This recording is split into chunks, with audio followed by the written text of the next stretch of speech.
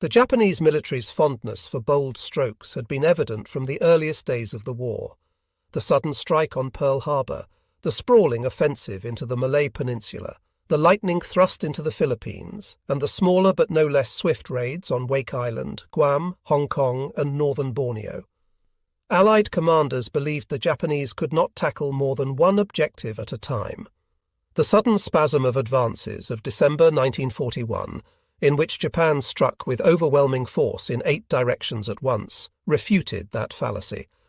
In the war's early days, Japan had overwhelmed enemies stretched thin by the need to defend their scattered colonies throughout the hemisphere.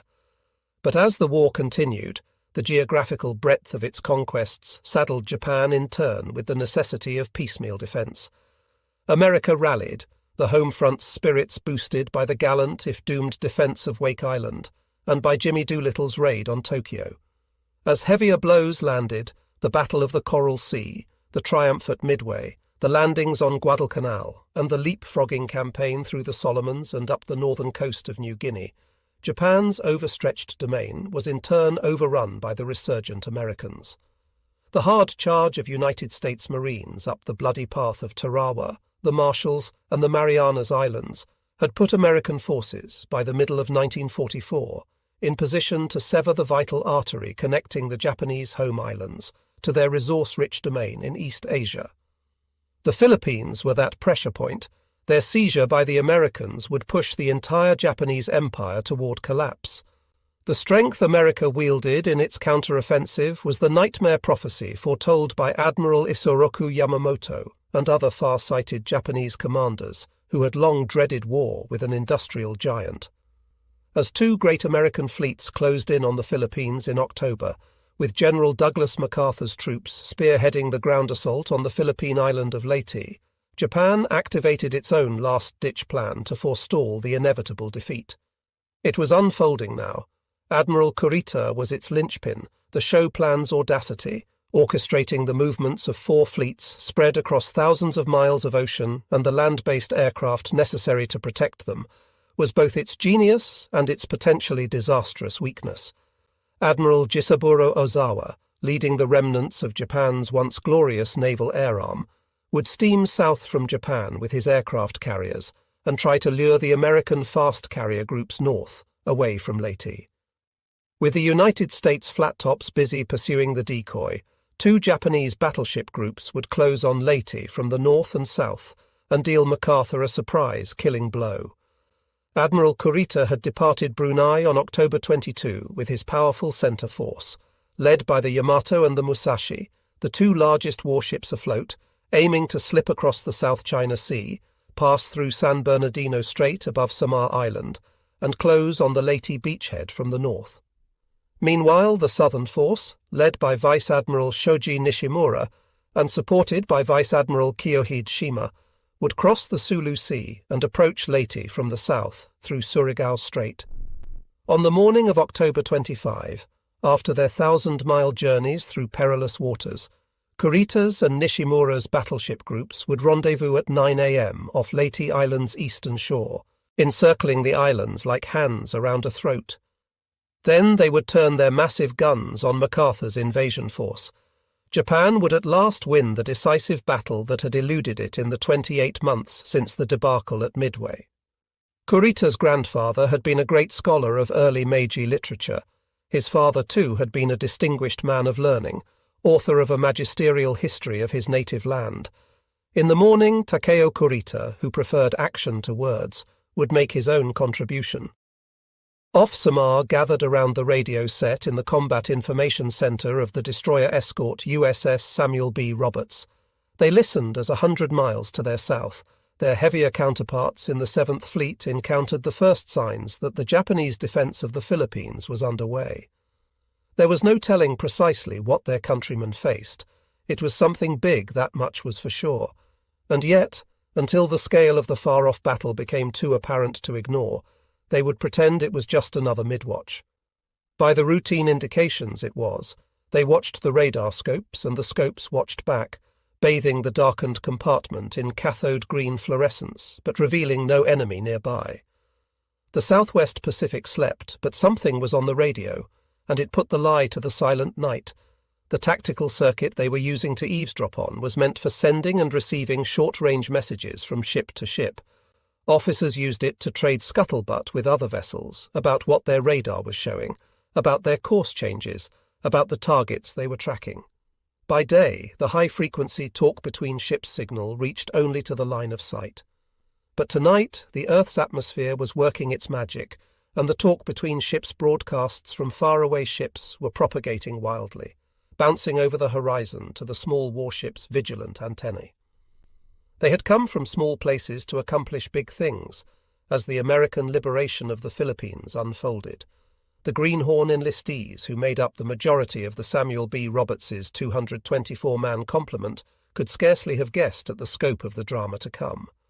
On the midnight to 4 a.m. midwatch, the Roberts's skipper, Lieutenant Commander Robert W. Copeland, his executive officer, Lieutenant Everett E. Bobbs Roberts, his communications officer, Lieutenant Tom Stevenson, and the young men under them in the little ship's combat information center had little else to do than while away the night as the destroyer Escort zigzagged lazily off the eastern coast of Samar with the 12 other ships of its task unit, the small northernmost contingent of the sprawling 7th Fleet.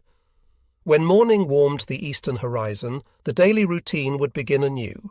Run through morning general quarters, then edge closer to shore with the 6 light aircraft carriers that were the purpose of the flotilla's existence, and launch airstrikes in support of the American troops advancing into Leyte Island. With a mixture of pride and resignation, the men of the 7th Fleet called themselves MacArthur's Navy. The unusual arrangement that placed the powerful armada under Army command was the product of the long-standing inter-service rivalry. The 2 service branches, each wildly successful, were beating divergent paths to Tokyo. From June 1943 to August 1944, MacArthur's forces had leapfrogged across the southern Pacific, staging 87 successful amphibious landings in a drive from Dutch New Guinea and west by northwestward across a 1,000-mile swath of islanded sea to the foot of the Philippine archipelago. Simultaneously, Admiral Chester W. Nimitz's fast carrier groups, accompanied by battle-hardened marine divisions, had driven across the central Pacific. The perpetual motion of the American industrial machine had built a naval and amphibious arsenal of such staggering size, range, and striking power that the vast sea seemed to shrink around it. Our naval power in the Western Pacific was such that we could have challenged the combined fleets of the world, Admiral William F. Halsey, Jr. would write in his memoirs. The rival commanders had used it so well that the Pacific Ocean was no longer large enough to hold their conflicting ambitions. There was little of the Pacific left to liberate. Behind them lay conquered ground. Ahead, looking westward to the Philippines and beyond, was a short watery vista bounded by the shores of Manchuria, China, and Indonesia. Once the Far East had seemed a world away, Allied soldiers, Marines, sailors, and airmen operating along the far Pacific Rim early in the war, the Flying Tigers in China, the United States Asiatic Fleet in Java, the Marines on Wake Island, the defenders of Bataan and Corregidor, were consigned to oblivion, so desperately far from home. Now that United States forces had crossed that world, the greatest challenge was to agree on how to deliver the inevitable victory as quickly as possible. For most of the summer of 1944, a debate had raged between Army and Navy planners about where to attack next. On July 21, Franklin Delano Roosevelt, newly nominated at the Chicago Democratic Convention for a 4th presidential term, boarded the heavy cruiser Baltimore at San Diego and sailed to Oahu for a summit meeting of his Army and Navy leaders. In a sober discussion after dinner at the presidential residence in Honolulu, Nimitz and MacArthur repeated to their commander-in-chief the same arguments they had been espousing to the Joint Chiefs of Staff these many weeks. The Navy preferred an assault on Formosa, now Taiwan. MacArthur had other priorities. On a large map, Franklin Delano Roosevelt pointed to Mindanao Island, southernmost in the Philippine archipelago, and asked, "Douglas, where do we go from here?" Without hesitation, MacArthur replied, "Leyte, Mr. President, and then Luzon." It had been nearly 3 years since Bataan fell, and the American Caesar fled that haunted peninsula by night aboard a PT boat, arrived in Mindanao, and boarded a B-17 bomber for Australia to endure the exile of the defeated. On March 20, 1942, at a press conference at the Adelaide train station, he declared, "The President of the United States ordered me to break through the Japanese lines for the purpose, as I understand it, of organizing the American offensive against Japan, a primary object of which is the relief of the Philippines. I came through and I shall return, torn from context and conflated to a national commitment. I shall return became MacArthur's calling card and his albatross. For the general, fulfilling his famous promise to the Philippine people was not solely a question of military strategy, but also a point of personal and national honor. He told his president of the backlash in public opinion that might arise if the United States abandoned 17 million loyal Filipinos to their Japanese conquerors, and the lives of some 3,700 American prisoners, the ravaged survivors of Bataan and Corregidor, would fall in immediate peril if the archipelago were bypassed and its occupying garrison starved out, a strategy many United States planners favored after seeing it succeed against other Japanese strongholds. Nimitz reiterated the Navy's preference for driving further westward to seize Formosa. Such a move would land a more decisive blow against the long communications and supply lines that linked Tokyo to its bases and fuel supplies in Sumatra and Borneo. MacArthur and Nimitz made their best arguments, and after extended discussion, Franklin Delano Roosevelt sided with his general. MacArthur had flown in with virtually no time to prepare. Such was the force of his personality and persuasive gifts that even Admiral Nimitz was ultimately won over. The Philippines, Leyte, would be next. And so it began. 2 great fleets gathered at staging areas at Manus in the Admiralty Islands and at Ulithi in the Carolines for the final assault on the Philippines. Under MacArthur, as it had been since March 1943, was Vice Admiral Thomas C. Kinkaid's 7th Fleet. Nimitz retained the 3rd Fleet, which sailed under the flag of Admiral Halsey. The 7th Fleet had a wide variety of ships to ferry and supply the invasion force itself. In addition to an alphabet soup of troop, tank, and equipment-carrying landing craft, attack transports, landing ship tank, landing ship dock, landing ship medium, landing craft tank, landing craft infantry, landing vehicle tract. It had amphibious command ships, ammunition ships, cargo ships, oilers, seaplane tenders, motor torpedo boats, patrol craft, Coast Guard frigates, minesweepers, mine layers, repair and salvage ships, water tankers, floating dry docks, and hospital ships. Standing guard over this wide assortment of hulls were the combatant vessels of the 7th Fleet, Jesse Oldendorf's bombardment group, composed of battleships and cruisers, and farther offshore, Task Group 77.4, a force of 16 escort carriers under Rear Admiral Thomas L. Sprague, divided into 3 task units and screened by destroyers and destroyer escorts. On October 20, 1944, 2.5 years after retreating from the strategic archipelago, Douglas MacArthur, Supreme Commander, Allied Forces, Southwest Pacific Area, made good on his grand promise. At 7 a.m. sharp, the 7th Fleet battleships Maryland, West Virginia, and Mississippi trained their main batteries on Leyte Island's beaches and hills and opened fire on the conquerors and murderers of Bataan. The American liberation of the Philippines was underway. For exactly 2 hours the massive rifles roared, then, precisely on schedule, the shelling stopped and Higgins boats began spilling out of the larger ships that housed them. Lieutenant General Walter Kruger's troops clambered down rope ladders thrown over the sides, the landing craft circling until their full number had gathered. Then the invasion force spiraled out into a series of waves that surged across San Pedro Bay and broke on Leyte's eastern shore. As 2 corps of 6th Army soldiers pushed inland from the coastal towns of Dulag and Tacloban, newspapers back home captivated the public with reports of the ongoing offensive. The drama had been stage-managed from the beginning. On Leyte's Red Beach, the cameras were ready for the general's star turn, carefully positioned to capture the liberator coming ashore. He obliged them with a flourish, wading from a landing craft ramp to inspect the damage inflicted by the Navy's bombardment. Then, with Philippine President Sergio Osmeña at his side, General MacArthur, resplendent in pressed khakis, sunglasses and marshal's cap, corncob pipe in hand, leaned into a microphone held by an Army Signal Corps volunteer and spoke to history. "This is the voice of freedom. General MacArthur speaking. People of the Philippines, I have returned. By the grace of Almighty God, our forces stand again on Philippine soil, soil consecrated in the blood of our two peoples. Rally to me. Let the indomitable spirit of Bataan and Corregidor lead on. As the lines of battle roll forward to bring you within the zone of operations, rise and strike. The guidance of divine God points the way.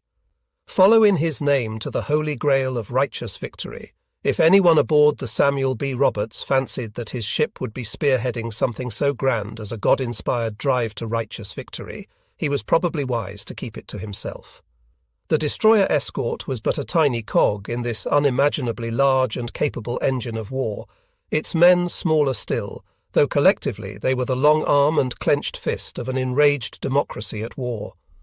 Their flotilla, Task Unit 77.4.3, with the radio call sign Taffy 3, was far from centre stage. One of 3 escort carrier task units positioned off Samar to watch MacArthur's back, Taffy 3 had a supporting role, vital in its way if unlikely to generate for its leaders headlines to match those of its theatre commander. Its 6 squadrons of FM-2 Wildcat fighters and TBM Avenger torpedo bombers flew air cover for and struck ahead of the American troops advancing ashore. As the planes came and went from their ocean-going hives, 7 small warships, destroyers and destroyer escorts, including the Sammy B, steamed in a protective ring that encircled Taffy 3's escort carriers. Like the 12 other skippers in Taffy 3, Captain Copeland well knew that his task unit was far from being the most formidable American force operating in the Leyte Gulf area. As the happenstance transmissions coming to him via the talk between ships circuit now reminded him that honour belonged to Admiral Oldendorf's battle line. Steaming 100 miles to Taffy 3's south, the 6 battleships of Oldendorf's bombardment and fire support group were the 7th Fleet's heavy hitters. 5 of them, the California, the Maryland, the Pennsylvania, the Tennessee, and the West Virginia, were scarred veterans of Pearl Harbor. Each had absorbed the enemy's treacherous blow on that Sunday morning nearly 3 years before. Now, lifted from the harbor mud, refloated, refitted, and sent to rejoin the Pacific Fleet, they were together again. They had set a trap in the deadly gauntlet of Surigao Strait, and tonight that trap was closing on one of several Japanese fleets sailing to challenge MacArthur's invasion. Dawn was still hours away, as Copeland's officers and the rest of the crew in the Sammy B's Combat Information Center gathered to listen to an accidental play-by-play broadcast of an era in naval warfare thundering to a close. They did not immediately grasp the significance of the rogue bursts of radiation that skittered off the nighttime ionosphere and into their shipboard radio receiver. The signal, now crisp and clear, bringing the voices to them as if over an intercom, now cut through with static, incomplete, gave them only hints of what was happening in waters far to the south. They were American voices, Navy voices, upright, impersonal, but girded with the confidence that comes from long hours of drill and training. Their tenor and cadence had a practiced nonchalance, but there was no escaping the sense that down in Surigao Strait big things were happening. Skunk 184 degrees, 18 miles. Captain of McDermott is taking first target. You take one farthest north, proceed to attack.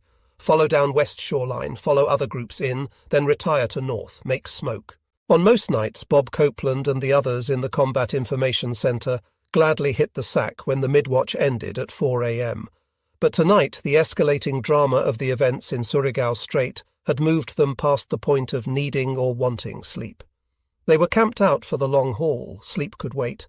As the men of the morning watch began to rouse themselves to relieve the mid-watch, the voices on the radio were joined in chorus by the sound of something else. Gunfire. Fish are away. This is going to be quick. I have a group of small ones, followed by a group of large ones. When the large ones reach 26,000 yards, I will open fire. 26,000 yards, 14 3/4 statute miles. To a sailor aboard a destroyer escort, the reach of a battleship's big guns inspired awe.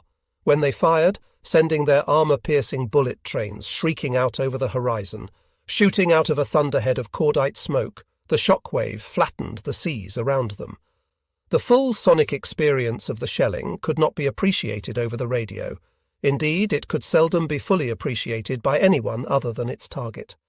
But the sudden sharp cracks of the great guns now and again obliterated the voices coming over the speaker.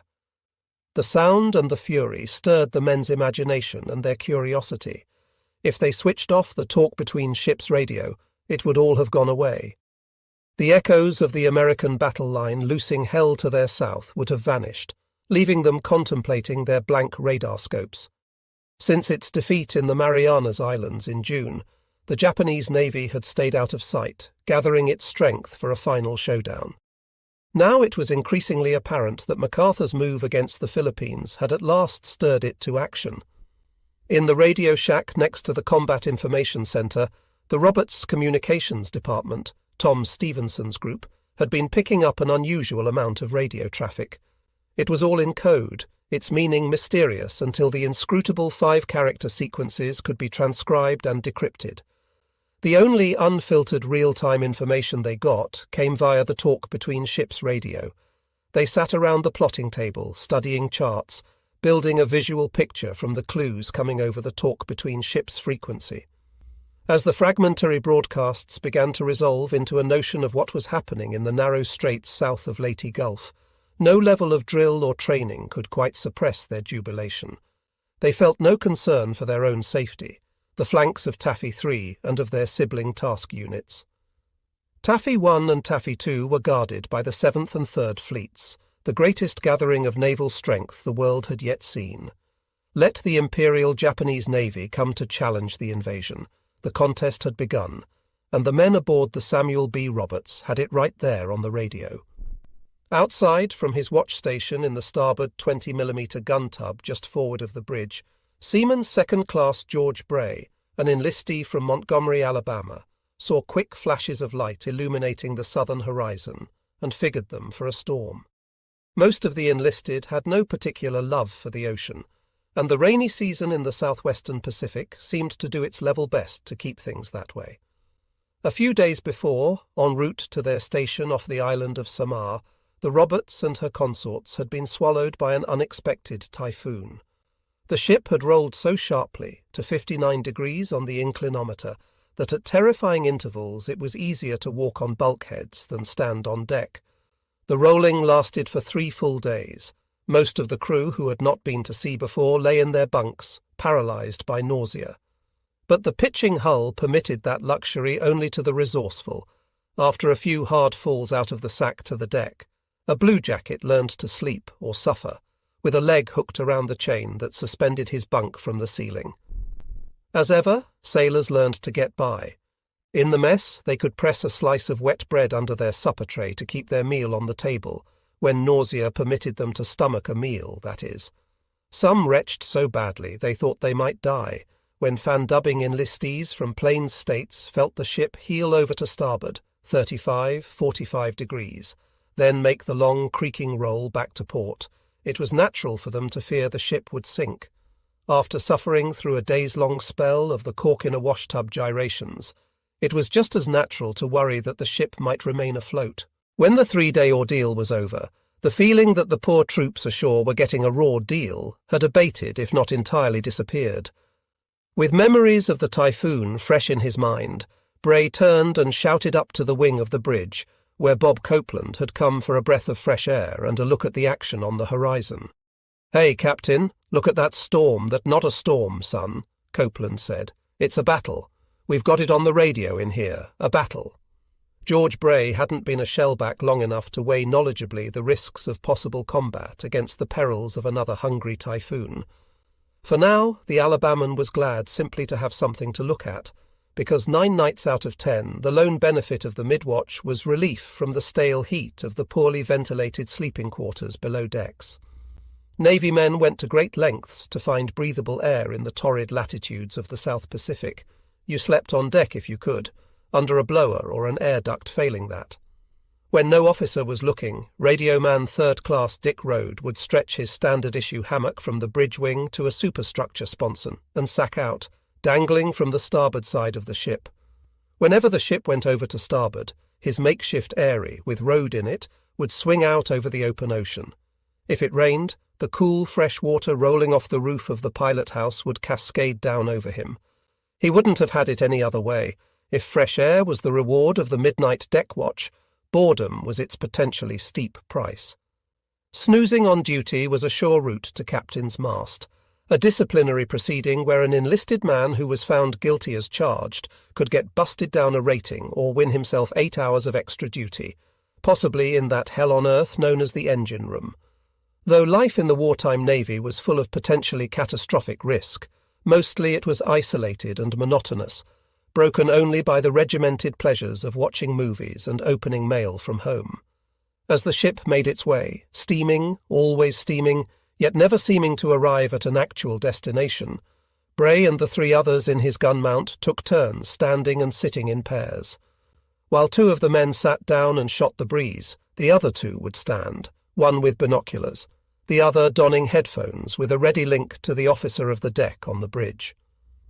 Now the sudden spectacle of the distant pyrotechnics, the blooming and vanishing oases of light beneath the Pacific's vast vaulting darkness, concentrated Bray's attention. As he watched the gunfire backlight the southern horizon, a thought began pecking in the corner of his mind. If that's a battle, well, God Almighty, what might we be getting into? Sunrise would come at 6:27 a.m. on the day that might well settle the endgame, if not the outcome, of the long struggle in the Pacific. As the mightiest ships of the Imperial Japanese Navy boomed through the northern strait toward the wide waters of the Philippine Sea and the slumbering dawn, Admiral Kurita dared hope that the show plan might succeed. He had suffered losses severe enough to deter most commanders, the great battleship Musashi, victim of 5 waves of airstrikes the afternoon before, 3 heavy cruisers, sunk or forced home by submarine attack. But battle was not new to him, nor loss. Kurita's tenure with the fleet was deep. During the invasion of Java in March 1942, he had led the Japanese cruiser force that sank the USS Houston and His Majesty's Australian ship Perth in Sunda Strait. He had commanded the heavy cruiser Mikuma, sunk at Midway, the battleship Congo during the audacious Japanese bombardment of Guadalcanal's Henderson Field, and the aircraft carriers that had covered the Tokyo Express, as the daring Japanese effort to resupply the besieged Solomon Islands became known. In the disastrous battle in the Marianas Islands in June, he had the distinction of being the only escort commander not to lose any of the carriers he was shepherding. The losses he had suffered on the present mission were but the latest chapter in a career scarred smooth by battle.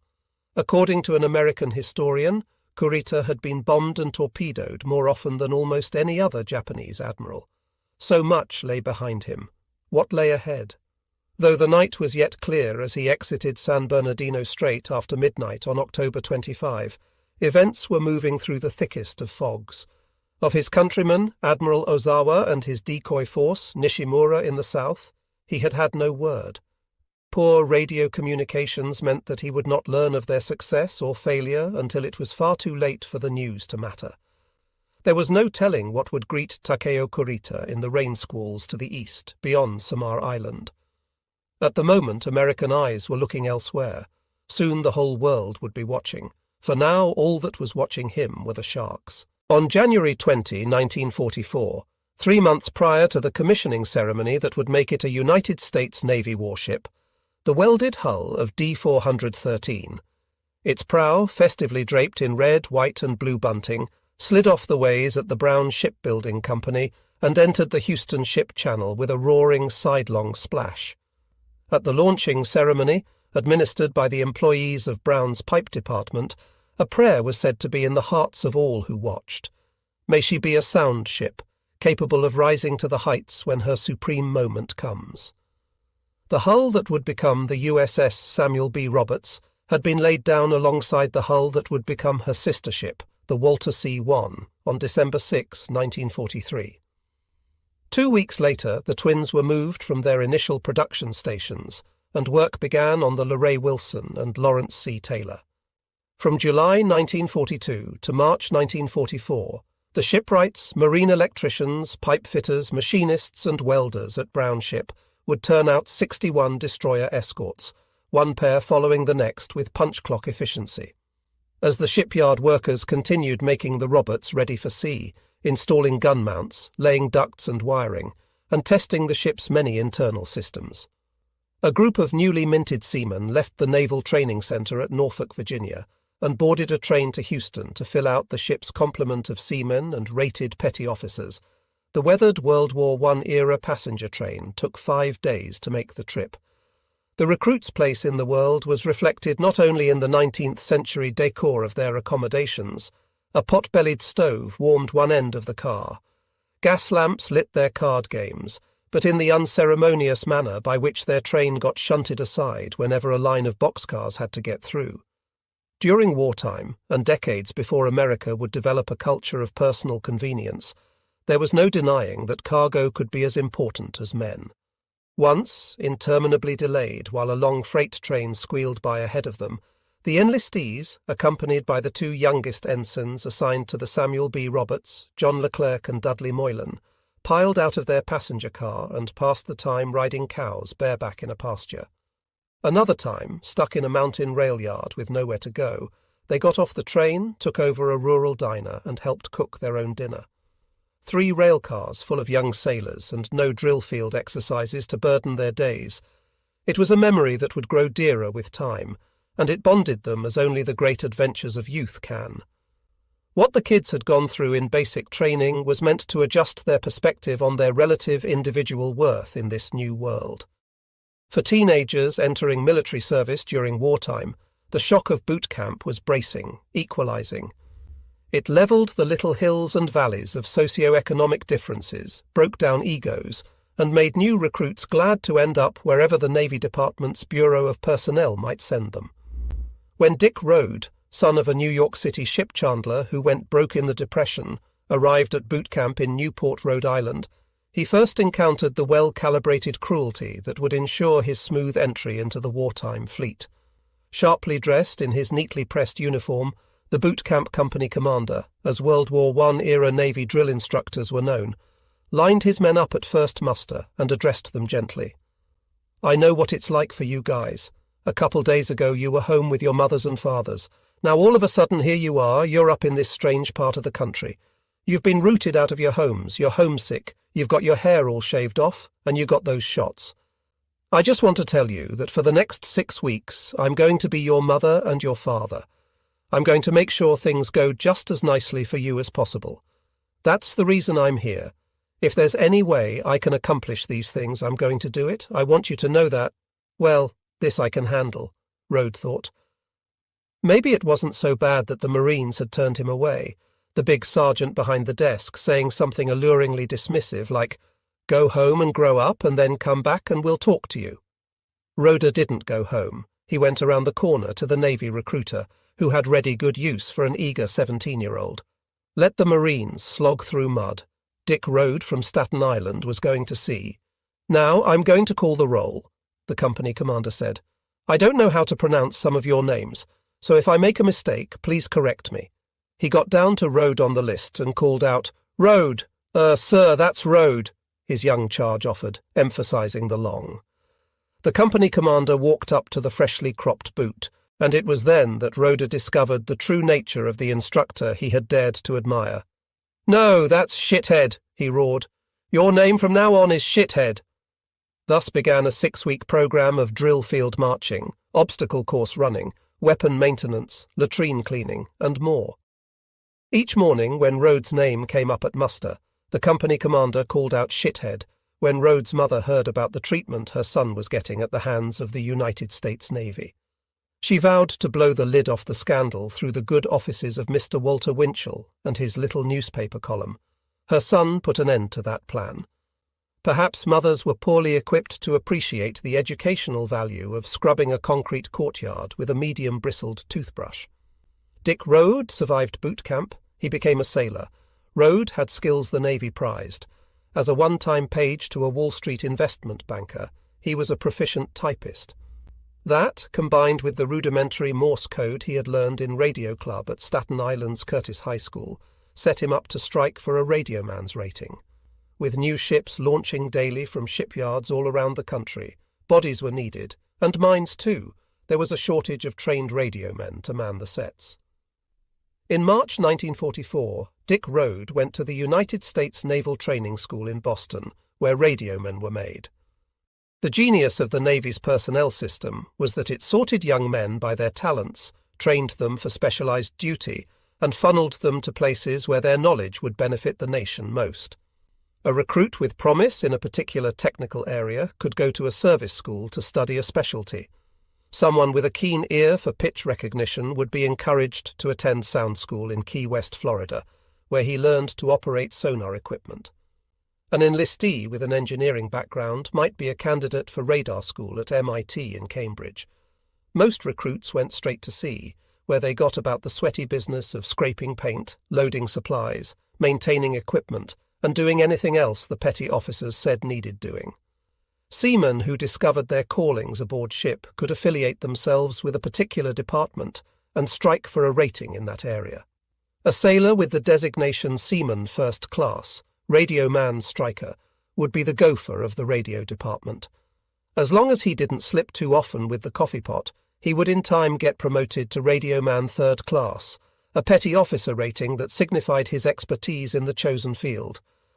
After completing basic training at Newport and graduating from radio school in Boston, Rode went to the receiving station at Norfolk, Virginia, where, like scores of men, he awaited assignment to a ship and got further training. The training never quite ended, for there was always something else to learn. At Norfolk, Rode's training went beyond drill field rote and began to reflect the realities of life under fire. One day he entered a large room enclosing an indoor swimming pool. Into one end of the pool was poured fuel oil, which was summarily set alight. He and his fellow seaman recruits were directed to jump into the smoking, flaming water, to splash the burning fuel away from them, and to make their way to the clean end of the pool. Nary an eyelash was singed, but their minds were seared indelibly with a glimpse of what might lie ahead. Like many others in the mob that had boarded that train in Norfolk, George Bray had not joined the Navy looking for a fight. Like most enlisted men, he was a pragmatist. The calculus was simple. A war was on. If you were 18 or older, the thing to do was join the service. If you were 17, you could get a parent to sign your enlistment papers, or you could just lie about your age. Ends justified means. If you wanted to impress a girl, your best bet was to get yourself in uniform as quickly as possible. The only question was what service you preferred. When the Japanese hit Pearl Harbor and the war started, Bray had been as eager to sign on as the next kid, but he tempered idealism with practicality. He looked at the options available to him and chose the Navy for reasons that recruiters surely exploited in the 1940s. He would get 3 meals a day, clean bed linens, and none of the trench humping that was the daily lot of the infantryman. Not that Bray was a shrinking violet. Back in Alabama, he had made the high school varsity football team as a 7th grader. He was a hard-nosed halfback, adept at catching passes out of a Notre Dame-style T formation, which had come into fashion in 1943, when fighting Irish quarterback Angelo Batelli brought it to South Bend and won the national championship and the Heisman Trophy along the way. Halfway through his senior year, Bertelli had joined the Marines. If military service was good enough for one magician of the T formation, it was good enough for another. And so Bray found himself aboard the United States Navy's smallest man of war, a destroyer escort. In Houston, the men came aboard the Roberts as it was undergoing a final fitting out prior to the commissioning ceremony that would convert it from the private property of the Brown Shipbuilding Company to a public asset as a United States ship. Those who came by train found that their Spartan accommodations had been good preparation for shipboard life. Their bunks on the Roberts were 3 high, with 40 or 50 men to a compartment.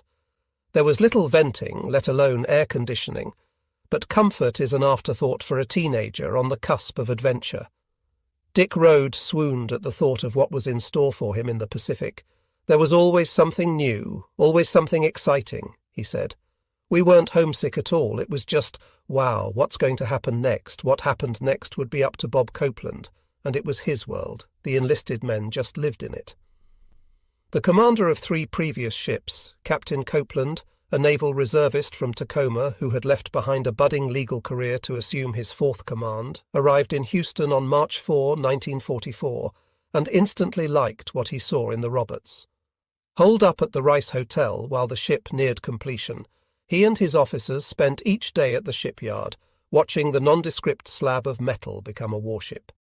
Fair-minded, firm and shrewd, Copeland, at the advanced age of 33 years, had a rare gift, the ability to assert his authority and make his men like it, both at the same time. No one on the Samuel B. Roberts was ever heard bellyaching that they had gotten a raw deal from Bob Copeland. He wasn't above turning to an enlisted man and asking, "So, how's your family?" If he saw a picture of a sailor's girlfriend on a desk, he would be likely to ask, "You still hearing from her?" He led his crew from a position of trust, and they trusted him for his ability to lead. The skipper of the Roberts had been a lawyer exactly as long as he had been an officer. Commissioned as an ensign the same day he was admitted to the Washington State Bar Association, he had maintained a trial law practice in Tacoma while fulfilling his commitment to the Naval Reserve, with meetings one night a week. The fact that Bob Copeland was not regular Navy, an Annapolis graduate with a full commission and a full-time job in the fleet, owed more to his sense of family duty than to a lack of devotion to naval service. Like the rest of his generation who grew up amid the patriotism and Wilsonian high-mindedness of World War I, Copeland had come of age aspiring to be a warrior.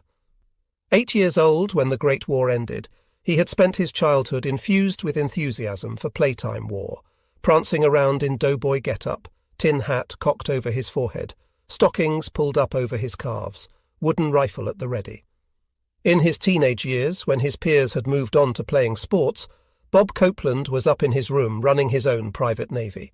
He kept his fleet on paper, order of battle formed up, a command hierarchy drawn. Though his devotion to naval strategy might have led him to neglect certain skills that would be useful at sea, such as the ability to swim, it filled his imagination and prepared him for the managerial reality of command. At a critical juncture in his young life, he had been offered the chance to attend Annapolis. Every 4th of July, young Bob Copeland watched the fleet weigh anchor in Tacoma's Commencement Bay to help the city celebrate Independence Day. Destroyers, cruisers and battleships, and the Admiral. The Admiral was there. The opportunity was not lost on Bob Copeland. He aimed to see the Admiral. If only he could buck up his courage to make the trip, every day, he went down to the docks where small boats ferried townsfolk out to see the ships.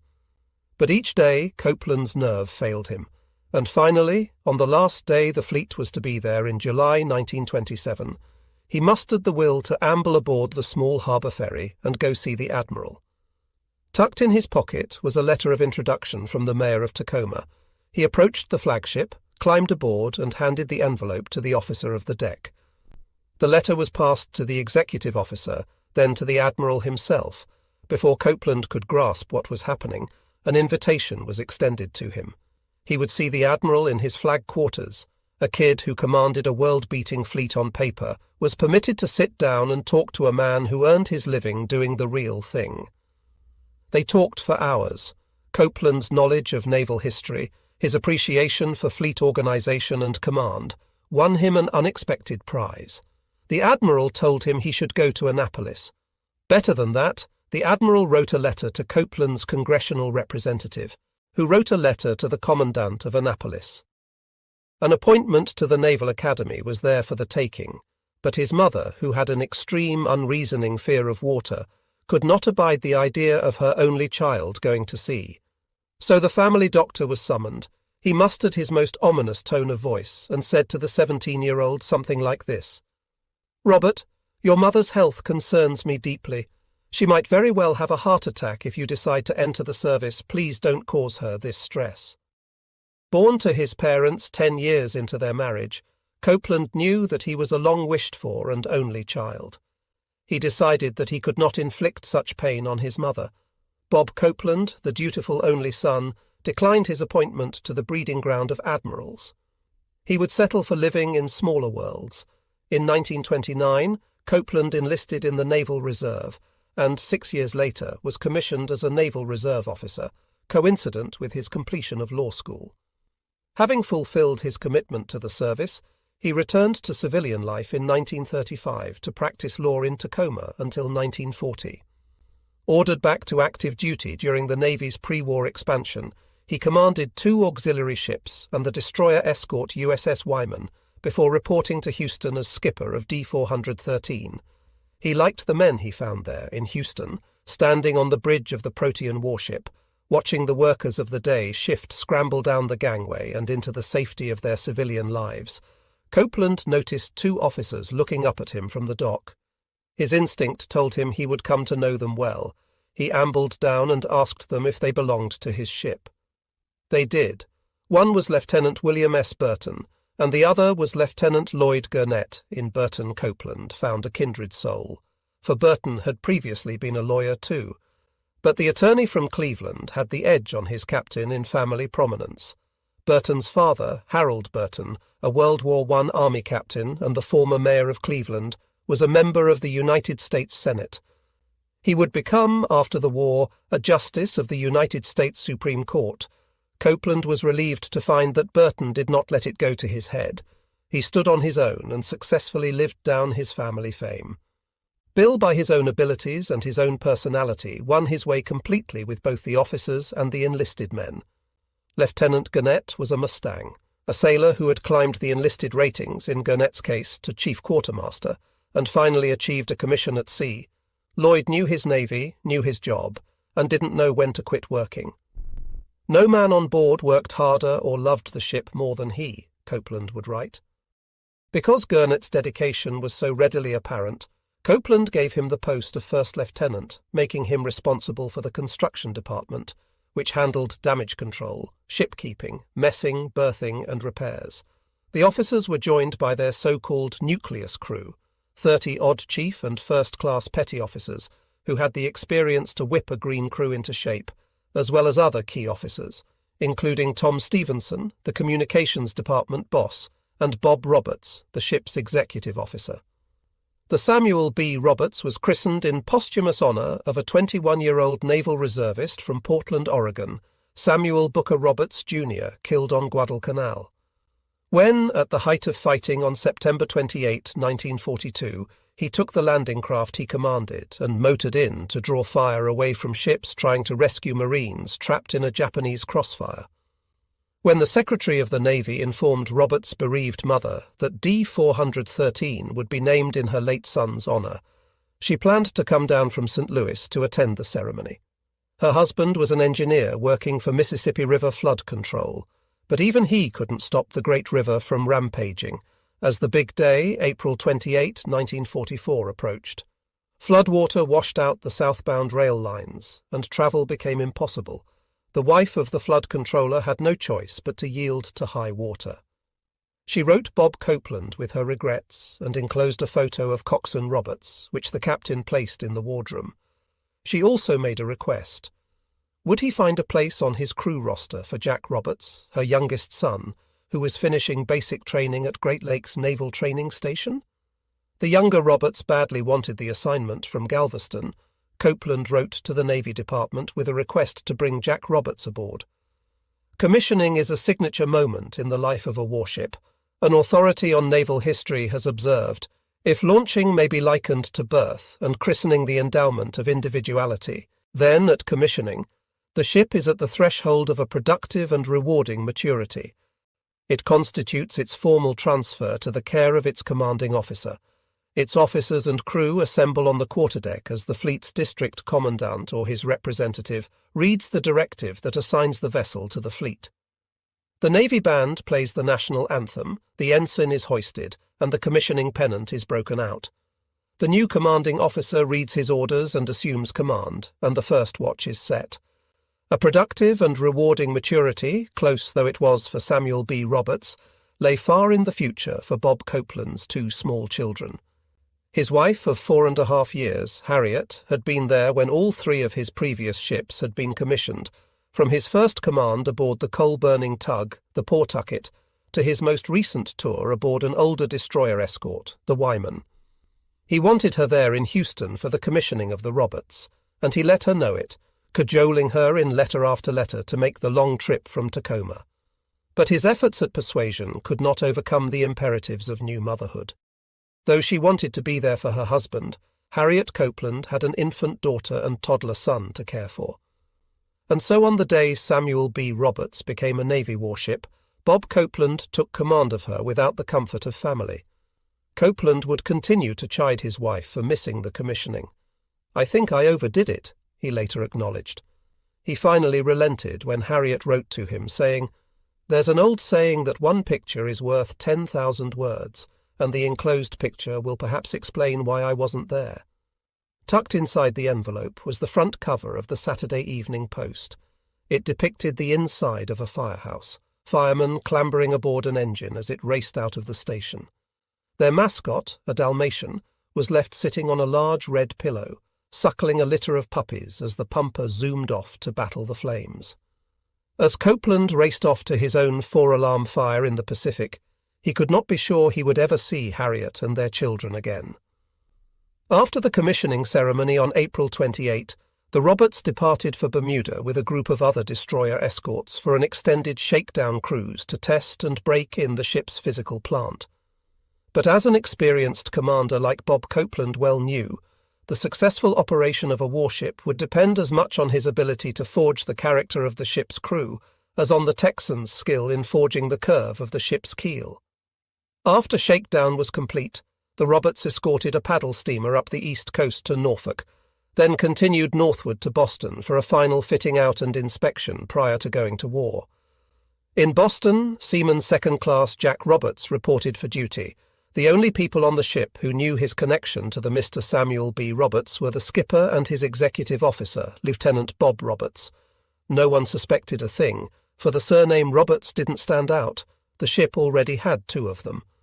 By the time the fact of young Jack Roberts's relation to the heroic landing craft skipper of Guadalcanal slipped out a few months later, his captain wrote, Jack Roberts had made his own way, and his place in the ship's company was secure for him in his own right. When he finished boot camp, Jack Hewson was ordered to join the Samuel B. Roberts at Charlestown Navy Yard in Boston. On June 7, 1944, as the United States Army was consolidating its hold on the Normandy beachhead, Hewson loaded his sea bag aboard a truck with 11 other recruits and was driven to the docks to meet his new ship. When he saw the big turrets and bristling guns, his first thought was, "What a ship!" Then a petty officer approached the New Yorker and his buddies and asked, "What are you guys looking at?" The petty officer told them that the object of their admiration was in fact a British heavy cruiser. He then pointed to the dry dock on the other side of the pier. "You're going on that one over there." The large waterless enclosure appeared to be empty, save for a single mast that stuck up out of it, a radar antenna affixed to its top. "That's your ship," the petty officer said. Hewson and his friends were crestfallen.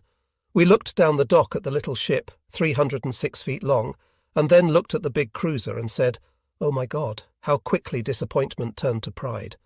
Destroyer escort sailors tended toward an intensity of pride that was out of all proportion to their undersized ships. 4 days into his new life as a Samuel B. Roberts sailor, Hewson walked with his buddies on liberty into a Boston pub. When Navy men meet in bar rooms or dance halls, or wherever women are nearby, they seldom pass up the opportunity to boast about their ship. Hewson said, "They would ask you what ship you were on. We would say, 'We're from the Samuel B. Roberts, the USS Samuel B. Roberts, Delaware, 413. You'd say that with pride. You might be talking to someone on a heavy cruiser, so you're just telling him that we're as good as you. We had that pride already. We had been on the ship for 4 days, so much pride, and it had been only 4 days. The feeling that destroyer escorts were special manifested itself in surprising places. In a stained glass window that adorned the Norfolk Yard's non-denominational chapel, someone had glued an image of a destroyer escort, cradled like a baby in the arms of Jesus Christ. The image struck somebody as sacrilegious and was removed, but the sentiment was surely genuine enough. Pride would take the Sammy B far, but the fact remained that the destroyers that the Roberts would join in Taffy 3's screen, the Howell, the Heermann, and the Johnston, carried 2.5 times the gun power, and more than 3 times as many torpedoes as their smaller cousins. Sailors who possessed the detachment of distance, for instance, the men on the escort carriers who relied on the tin cans for protection, grasped the practical significance of entrusting their well-being to the more diminutive ships. When they looked out and saw destroyer escorts skirting the perimeter of the formation in lieu of destroyers, they would just shake their heads. Could they be trusted to protect them? Bob Copeland of the Samuel B. Roberts readily validated their concern. We were short of destroyers. We were always short of destroyers. And actually this was a destroyer's job. So they used a lot of destroyer escorts to finish out the screens. In all we had 3 destroyers and 4 destroyer escorts that made up the screen ships. We actually should have had 8 or 10 on the screen. We were overextended and trying to carry on a big operation. Destroyer escorts were not built to ride high in the battle line and trade salvos with an enemy fleet. The Roberts's designed displacement, the weight of the seawater that her hull displaced, was 1,250 tons. Fully loaded for battle, she displaced about 2,000 tons. She went to war with 228 men, 217 enlisted and 11 officers. But by the standards of the fleet, she was a pipsqueak. The battleship Missouri, with a complement of 1,921, was nearly 3 times the Roberts's length and almost 30 times her weight. Unlike the mighty Mo, the Roberts had not been built for engaging armoured dreadnoughts at 28,000 yards. Destroyer escorts were runabouts. In port, they delivered mail to the larger ships. At sea, they rode to the outer edge of a formation, keeping watchful eyes, sonar stacks and radar scopes to the ocean and the sky.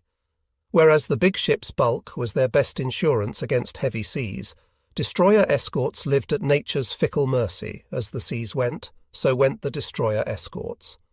In an unpublished 1945 dispatch sent shortly before he was killed by machine gun fire on Okinawa, Ernie Pyle evoked the precarious seaworthiness of the tiny vessels. They are rough and tumble little ships. They roll and they plunge, they buck and they twist, they shudder and they fall into space. They are in the air half the time, under water half the time. Their sailors say they should have flight pay and submarine pay both.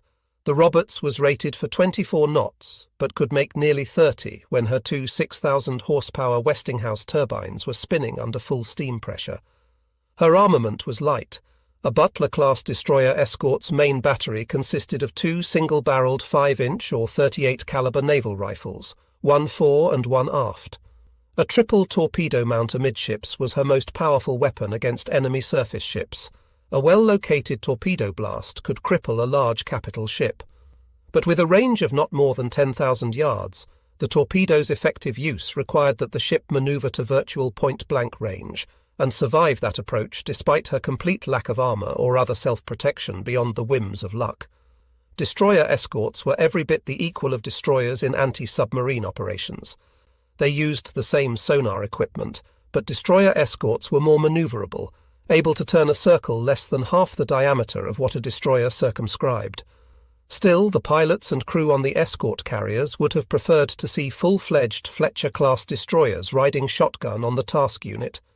But it was 1944, the ocean was vast, and the same American heavy industry that raced to fill the oceans with aircraft carriers was hard-pressed to turn out enough destroyers, cheaper and faster to build, filled the bill of necessity, and they did it well. Horse trading in Boston, Copeland secured certain mechanical improvements, a pair of gyro repeaters for the bridge wing foremost among them. With the new compasses, his quartermasters and watch officers would be able to take more accurate bearings. To help turn his mostly teenage crew into a team ready to fight a desperate and savage enemy, Copeland brought aboard key non-commissioned officers and technical specialists through the Navy's personnel lottery. As the Samuel B. Roberts left Boston Harbor and broke into the wide waters off Cape Cod, Captain Copeland set course for Norfolk, and Provincetown was coming into view on the starboard bow. Ian's John Leclerc, the officer of the deck and his captain seated in his bridge chair, scanned the morning sea and listened to the slow cadence of the sonar system's echo-ranging machine as it sent its sharp falsetto calls into the deep in search of enemy submarines. Suddenly Copeland noticed that the outbound ping was getting a hard echo in return. Before I could fully believe my ears, the sonar operator called out, "Good contact, 400 yards, up Doppler," referring to the acoustic signature a bogey made while closing with the ship.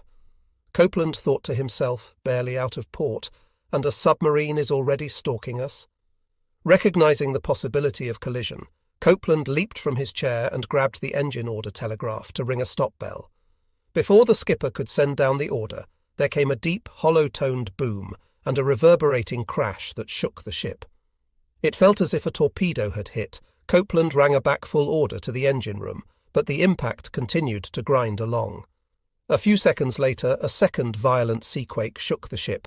I was below decks when there was a great shock, then a grinding sensation along the keel, and finally the stern shook violently, Chief Yeoman Jean Wallace recalled. I rushed to the deck, and there on the sea was evidence that the Roberts had made her first kill. There was blood on the water and bits of flesh, positive evidence of a kill of a whale. The Roberts' first underwater kill was a magnificent 60-foot-long specimen, whose backbone had been severed by the ship's slender bow. The stricken animal spouted a geyser of blood as the officers and crew raced topside, ran to the rail and looked aghast.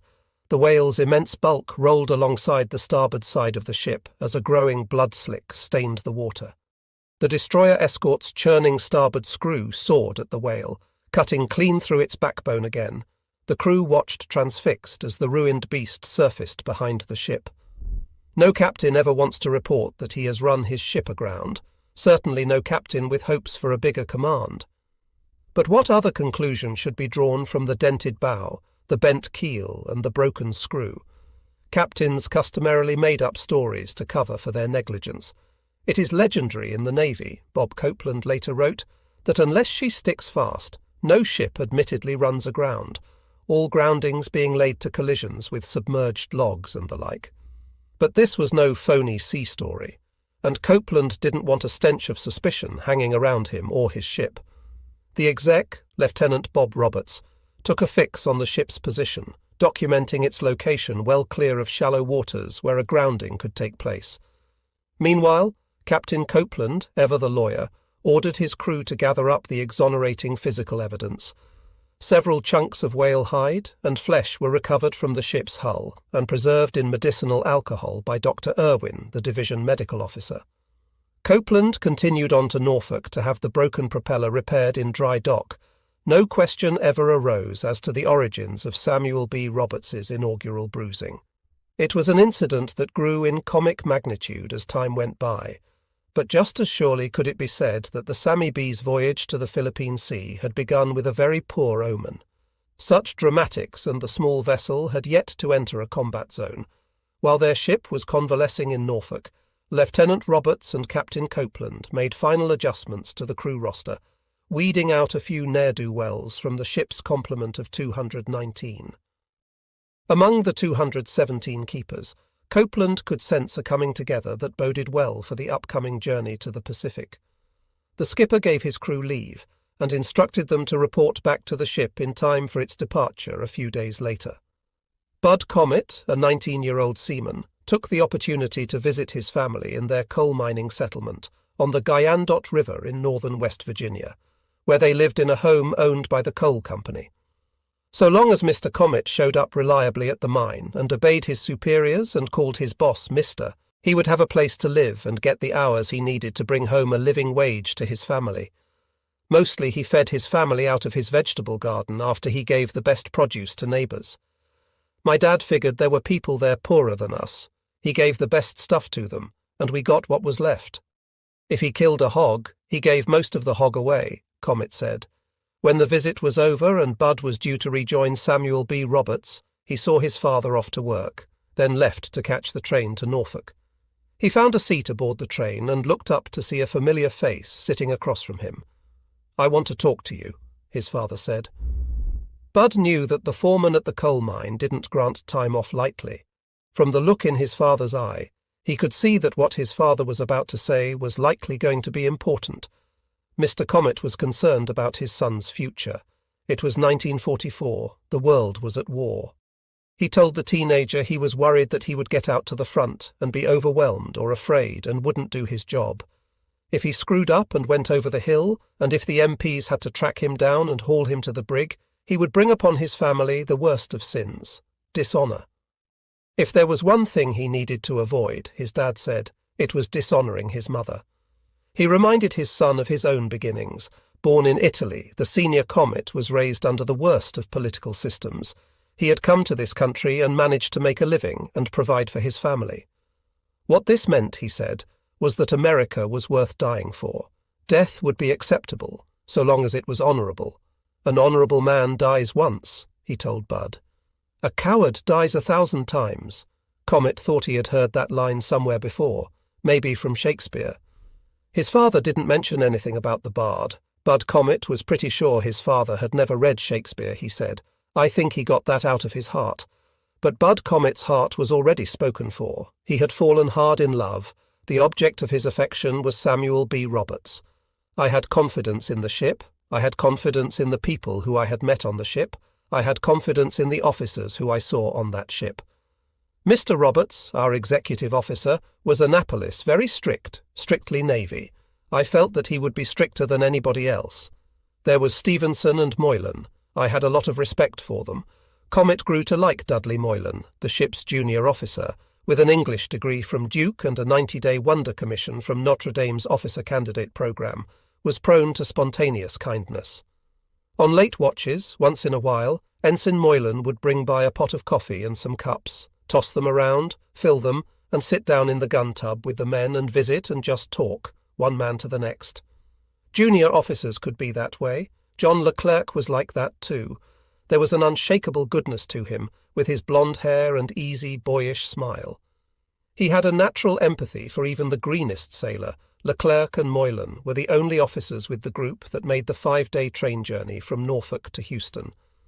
Enlisted men who talked with Johnny Leclerc weren't put off by his gold bars. He didn't put up any of the barriers that other officers did. I remember Leclerc, Bud Comet said. He looked at you always and smiled like he was in love with the ship too, and the people that he was serving with, and was very proud. Somehow Samuel B. Roberts just seemed to foster that kind of pride. It tended to trickle down from the top, of course. Anybody caught up in the fantasy that the Samuel B. Roberts was the good ship Lollipop always had Bob Roberts to reckon with.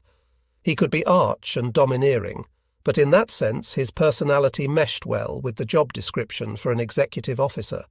He was remote even from his own officers. Enlisted men lived in another universe altogether. Like Lloyd Gurnett, he was a Mustang, an officer who had entered the Navy as an enlisted man and performed well enough to win a field appointment to Annapolis. Coming out of high school in Ridgefield, Connecticut, he had been beaten to his congressional district's Naval Academy appointment by an ambitious Yale University sophomore. So he made his Navy career the old-fashioned way. He jumped into the enlisted ranks with both feet, and within 2 years won entrance to Annapolis by taking competitive examinations at sea. He and Copeland were among the few experienced officers on the Samuel B. Roberts.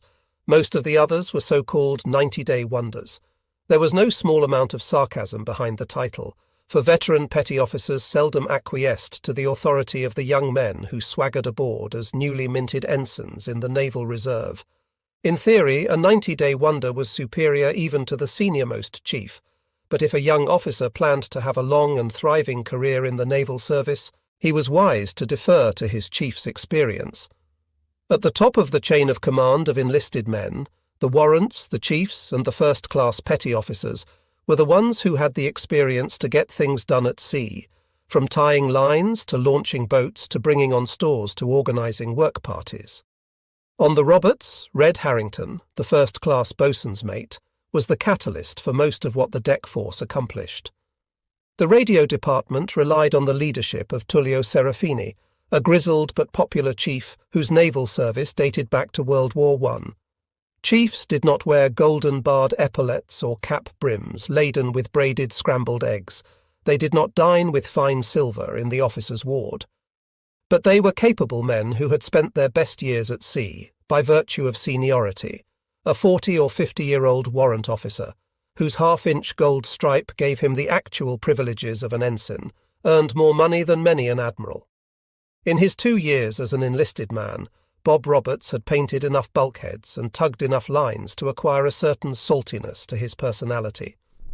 But as the only Annapolis graduate aboard the ship class of 1940, he comforted himself with the assured professionalism that only Bancroft Hall and Tecumseh Square could breed.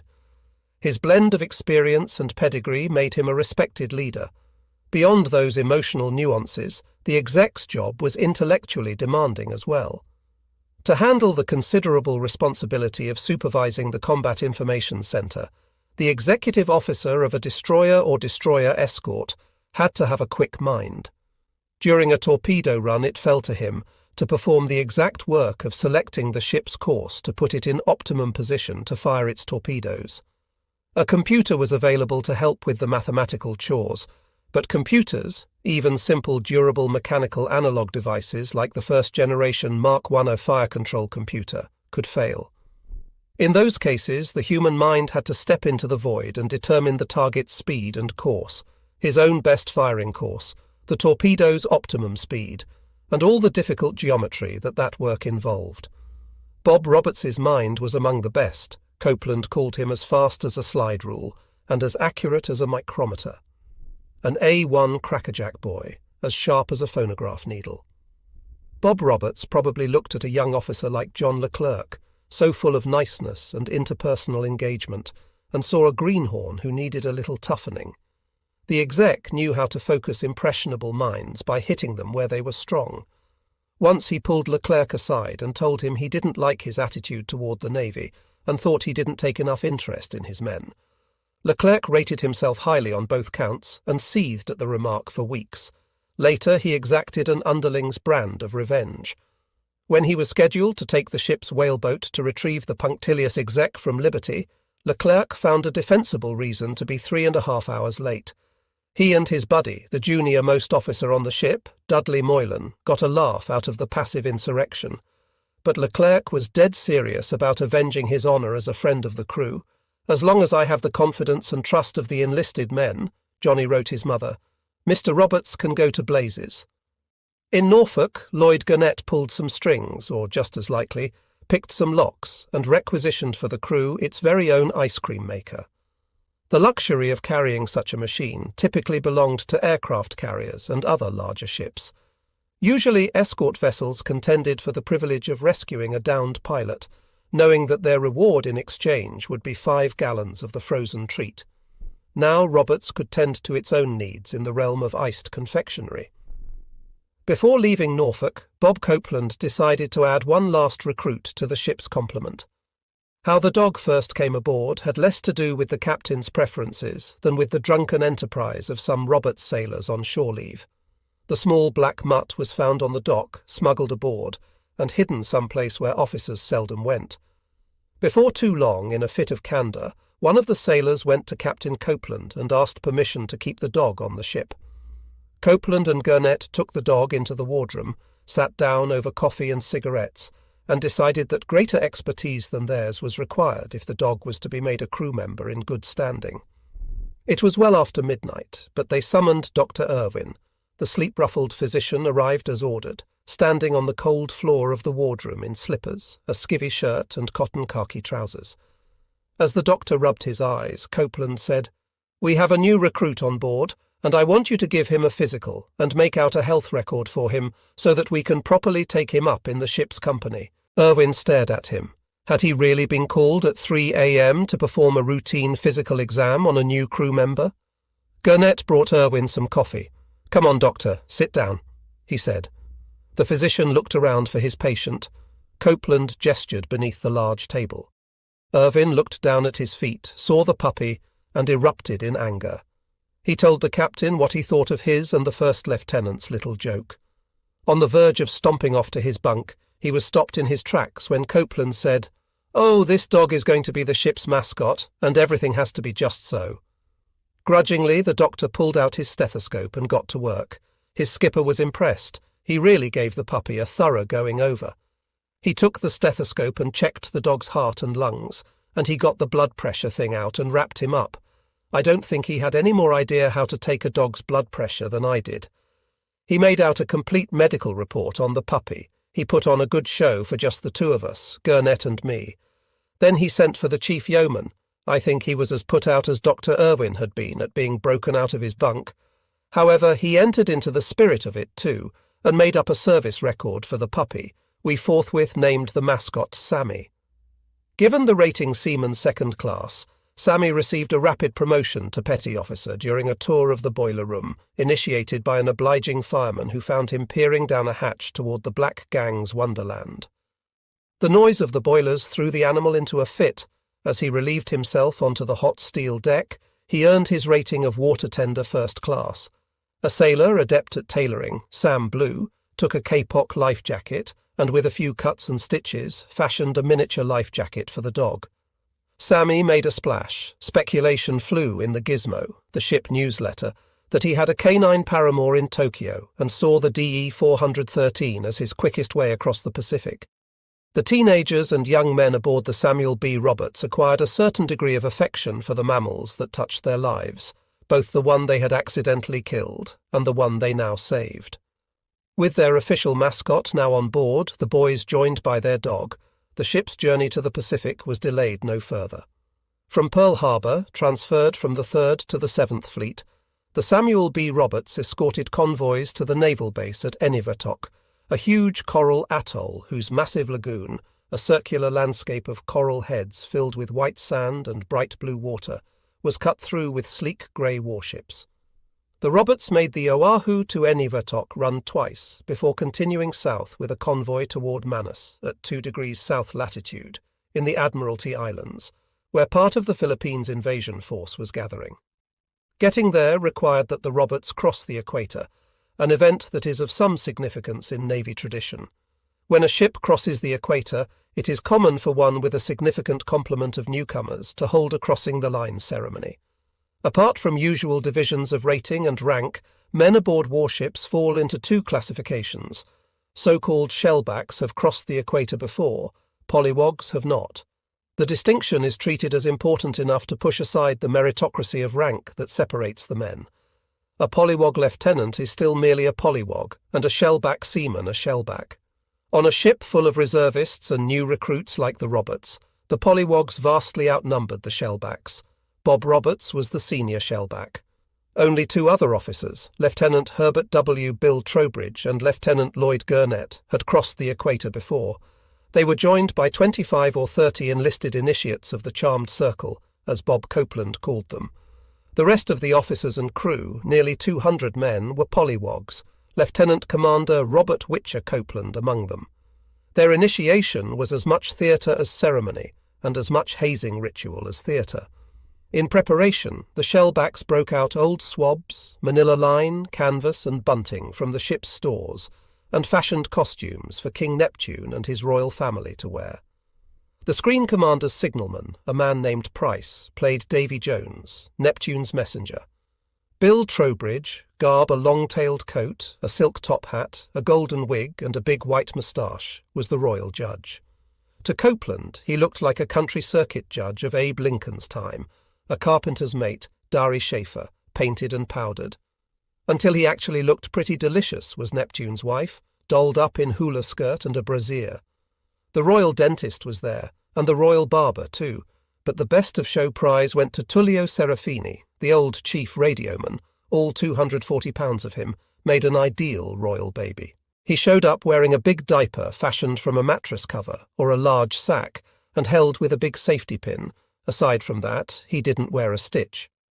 The initiation began when Davy Jones, dressed in a pirate suit made from black bunting, declared that the ship was about to enter the domain of Neptunus Rex and demanded that all shellbacks ensure that the polywogs pay their due respects. Copeland had his yeoman pass a special order that all crewmen were to wear their undress whites, and officers to wear their dress whites. It began with minor indignities. An officer who was particularly unpopular with the crew was forced, in the highest heat of the equatorial day, to sit on the steel deck over the sound hut above the pilot house and don a complete suit of foul-weather clothing, which included multiple layers suitable for the Arctic and a rubberized topcoat. Over it they strapped a kapok life jacket and perched a sou'wester hat on his head. As the officer baked from within, he stayed topside as ordered for an hour and a half, keeping the watch with a large pair of binoculars.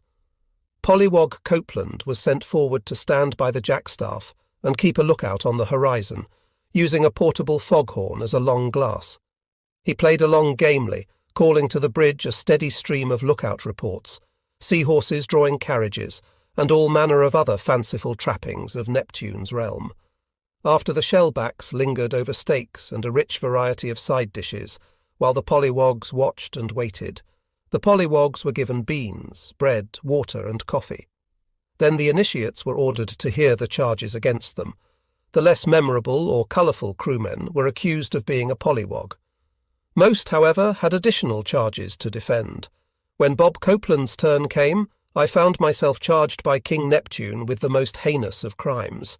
I had killed a whale, a protected whale of all things, served in Neptune's royal hunting grounds for Neptune's exclusive sport and game.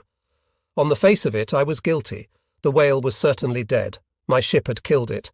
And of course, as everyone knows, the captain is responsible for what the ship does, good or bad. It appeared that I was as guilty as Robin Hood for invading Sherwood Forest and shooting the bloody king's deer. Around 8 p.m, all hands were ordered to stand down for the night. The following morning, the initiation resumed. The crews aboard the 5 other ships in the convoy's screen were holding their own crossing-the-line ceremonies. To ensure that at least a few of the ships had a full watch at any given time, this was, after all, wartime, and Japanese submarines were about the ships started their ceremonies 30 minutes apart. On the Roberts, the polywogs were ordered to the fantail, stripped down to their shorts, and faced prosecution for their offences. Fire hoses were turned on them all. Warships had firefighting gear that would make most municipalities proud. Bob Copeland was duly soaked. Then the Royal Devil, wielding a pitchfork whose copper tines were wired to a high-voltage, low-amp electricity source, stuck him a few times, delivering a bracing jolt. Ushered before the king, charged by Lieutenant Trowbridge, the royal judge, Copeland produced the soaked piece of paper containing a poem he had written in his defence. His alibi went, in part, "I hit the whale, that much is true, but I pray my lord, what could I do? My ship was on a mission bound when the royal whale chose to sound. My ship, it never had a chance. Your whale came rushing like a lance, straight up at us from depths below. We were attacked by an unseen foe. The whale we hit, death was his fate. But not in malice, rage or hate, no other course was left to me. So self-defence is now my plea." After considering the plea, the court handed down a verdict requiring the skipper to visit the royal dentist and the royal barber, kiss the royal baby, then run the royal gauntlet. By the time the captain, now a shellback, returned to his cabin to clean up, he had had his hair smeared with fuel oil paste and his mouth washed by a valve sprayer filled with diesel oil, vinegar, paprika, and other imponderable ingredients. He had planted a kiss on royal baby Serafini's grease-loaded navel, and he had run the gauntlet, crawling through a 15-foot canvas ventilation tunnel filled with a 2-day-old compost of eggshells, coffee grounds, potato peels, and other unmentionables, while shellbacks pounded him through the canvas with large wooden paddles. Copeland cleaned up as best he could, then returned to the fantail in time to see the 4 mess stewards, Washington, First, Butler, and Lillard, the only black men on the ship, get theirs. Those messmen were good fellows, and they took the initiation in stride. If I ever had any race prejudice in me, the war knocked it out of me. The system of segregation that kept the black sailors in the mess could not withstand the bonding effects of the crossing-the-line ceremony. The only thing worse than participating in the ceremony was sitting it out. Watching his shipmates run the gauntlet, one crewman became squeamish and asked to quit. Lieutenant Roberts didn't miss a beat. "We'll dismiss him. He's out of it, indeed. The ceremony was purely voluntary." This sailor was free to go about 2 hours later. Once it sank in that he was now the only polywog aboard the ship, he returned and begged to be given the works. According to Copeland, "I suppose we were mean, but we wouldn't let him have it. He had had his chance, and he flubbed the dub. I still can't help but feel sorry for the poor boy. I know what he missed. He really missed the feeling of something you can't put into words, a feeling of belonging. There was no more practical preparation for war than the fraternal coming together of the young men who gave the Samuel B. Roberts life. At Manus, the ship itself found new associations too. On October 12, after Bob Copeland and the other skippers had been briefed on the planning for Operation King Musketeer 1, as the Philippines invasion was known, the destroyer Escort joined her cousins in the 7th Fleet. The old battleships of Admiral Oldendorf's Task Group 77.2, the escort carriers of Task Group 77.4, and most of the other tin cans that would join her under the call sign Taffy 3 for the long journey to Leyte. The 3 destroyers of Taffy 3, The Hoel, the Heermann, and the Johnston were the only ships in the 7th Fleet Task Unit that were not conceived as lesser versions of a more capable vessel. Escort carriers were bargain basement aircraft carriers. Destroyer escorts did the work of destroyers with less than half the main weaponry and 1/3 less speed. But the trio of Fletcher-class tin cans were deep-sea thoroughbreds, members of the finest class of United States destroyers produced during World War I. Tin cans, destroyers wore the nickname proudly, for none better suited these ships whose 3/8-inch steel decks creaked and bent in wave troughs, but rode out storms like corks. The destroyers' forerunners were the torpedo boats that had shown their offensive value as early as the Civil War. Their successes spurred United States naval planners to carry their design forward as the industrializing nation mobilized to defend the far reaches of the hemisphere as required by the Monroe Doctrine. Assistant Secretary of the Navy Theodore Roosevelt championed the construction of torpedo boat destroyers, seaworthy enough to sail with the ocean-going battle line and protect it from an enemy's torpedo boats. In the years leading up to World War I, as the Navy experimented within the strict zero-sum environment bounded by the variables of size, speed, offensive power, survivability, and cost, the modern concept of the destroyer evolved. By 1944, the Fletcher-class destroyers that rode with Taffy 3 represented the state-of-the-art. They were the first class of United States warship to be designed free of treaty limitations. Because their design coincided with the massive ramp-up in production during the early years of the war, more Fletchers were produced than any other class of combatant vessel. From the February 1942 launching of the Nicholas at Bath Iron Works in Maine to the June 1944 launching of the Rooks at Seattle-Tacoma, 175 Fletcher-class destroyers would be built by the time World War I ended. Most of them served in the Pacific, because the absence of treaty restraint enabled the Navy's General Board to tailor the new destroyers to their mission. Rather than to the requirements of diplomats, the Fletchers were large ships. Overstretching a football field at 376.5 feet in length, they were far more imposing than the nickname tin cans might have suggested.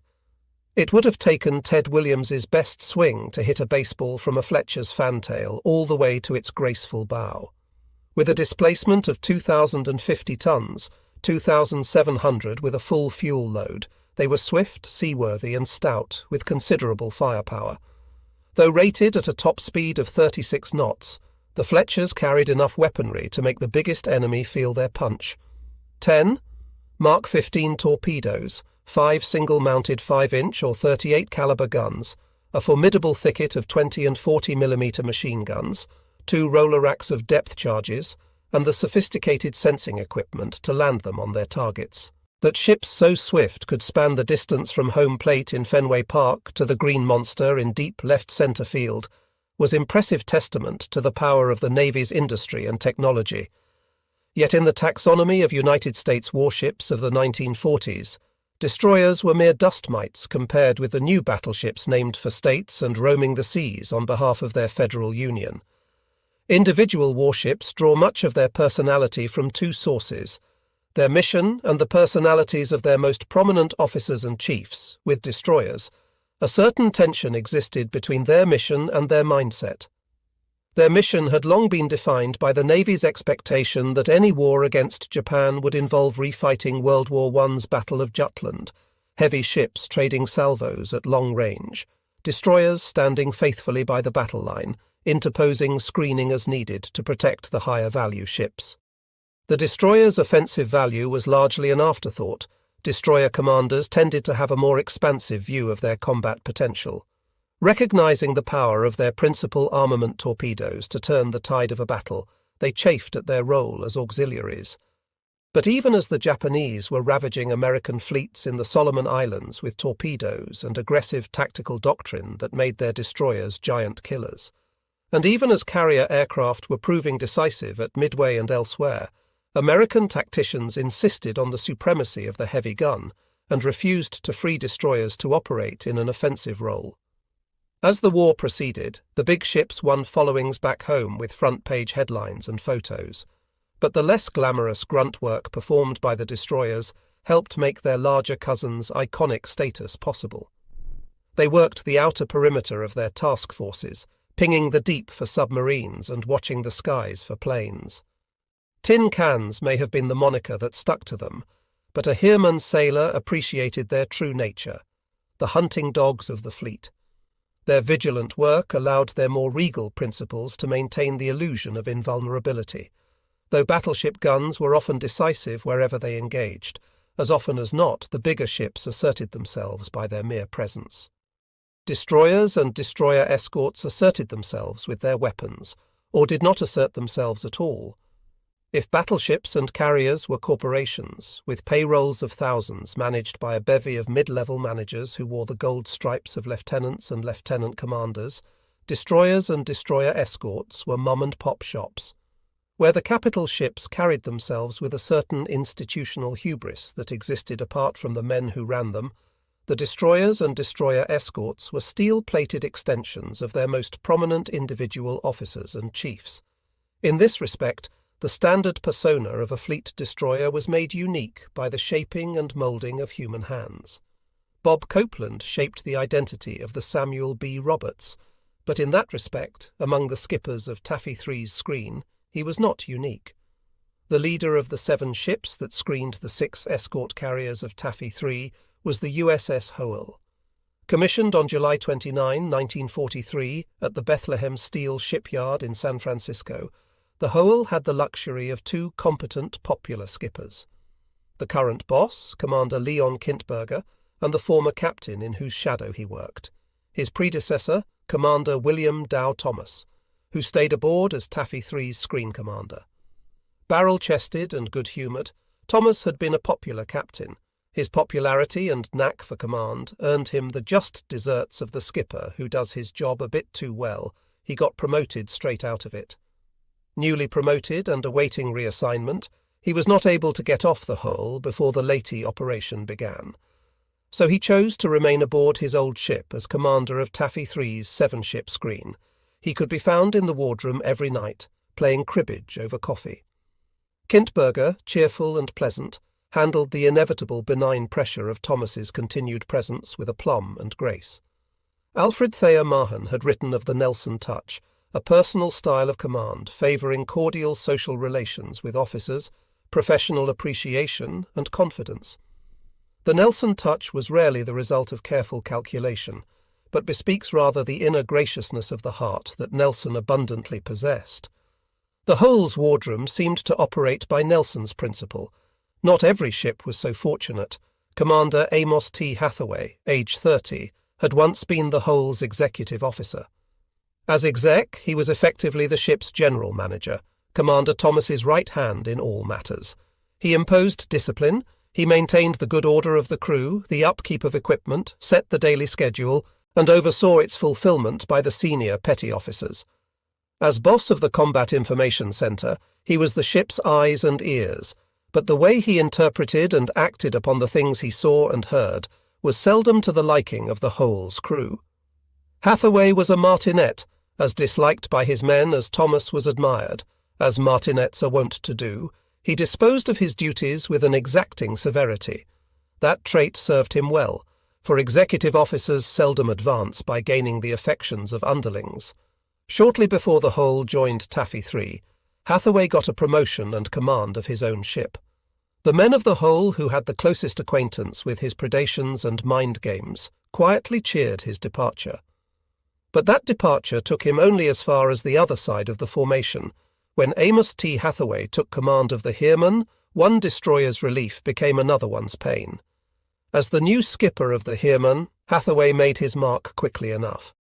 The day before he was to inspect his crew at full muster, he asked his chief yeoman and captain's talker, Harold Whitney, to bring him the service records of the full crew. He spent the night with the records and the next day demonstrated the power of his photographic memory by walking down the ranks, stopping at every 5th or 6th man and asking about his wife, family and hometown, by name and with nary a mistake. Though he stood 6'4", he weighed around 130 pounds, with sunken cheeks, protruding ears, and eyes that naturally bugged. He was wiry not only in physical bearing, but in voice and attitude too. He was reflexively peevish and relished keeping his officers off balance and on their guard. His memory made him a marvellous stickler for rocks and shoals, as the Navy regulations, articles for the government of the Navy, were known. He would reject written reports without comment. This is wrong, fix it. But he was just as likely to upbraid someone for slavishly following the rules when they didn't suit him. The patrician collegiality that marked many Navy wardrooms was altogether missing from the Heerman. The native Coloradoan's shrill voice could often be heard chastising someone over one or another point of order. "He was a son of a bitch," said a former Heerman officer 56 years after the fact. "He made Captain Queeg look like a sissy." That officer wasn't alone in his ill sentiments. The Heerman's physician, Dr. Edwin Bebb, was required to keep a monthly medical record on each of the ship's officers. Though he knew he was shielded by his medical credentials, Bebb feared his skipper would resent his adverse assessment of his psychology and seek a pretext to court-martial him. When Hathaway had been the Hole's exec, his underlings could take refuge in the kindness of their skipper, William Thomas. But on the Heerman, where he stood atop the chain of command, Hathaway's will was law, and officers who flouted it by coddling persecuted crew members risked drawing his fury. The Heerman's wardroom buzzed with half-cocked fantasies about doing the skipper in. Something had to be done, the thinking went. This was not His Majesty's Navy circa 1835. This was America. Someone suggested that it might be arranged for Captain Hathaway tragically to lose his footing out on deck during a storm. But regicide was beyond them. Ultimately, they settled on less capital forms of aggression. One day, when Hathaway was gone from his quarters, someone found a way to insert a handful of marbles into the compartment above his sea cabin. Every time the Heerman rolled, and like any destroyer, it rolled often and deeply, the captain was serenaded by the clangorous lullaby of the little spheres rolling across the thin steel plating over his bunk. Such petty conspiracy-mongering bound Heerman's crew together against a common enemy. At least Hathaway served in that role until a real foe could be engaged. Perhaps when the shooting started, the crew would see their skipper's malign will as a weapon in its own right. What force might it have when joined with theirs and turned upon an actual enemy? The whole was run by the popular duo of Kintberger and Thomas, the Heerman by the white-knuckled autocracy of Amos Hathaway. The fighting culture of Taffy 3's third destroyer, the Johnston, was the product of one man's inspired leadership, that of its first and only captain, Commander Ernest E. Evans.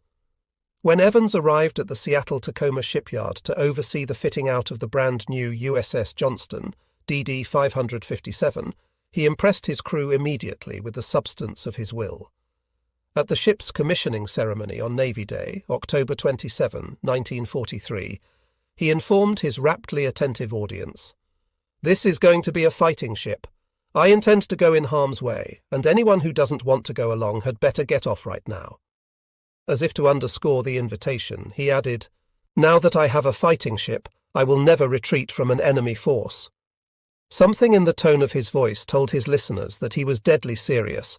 Not one of them accepted his offer to leave the ship ahead of whatever trouble he had in store for them. Indeed, he was serious.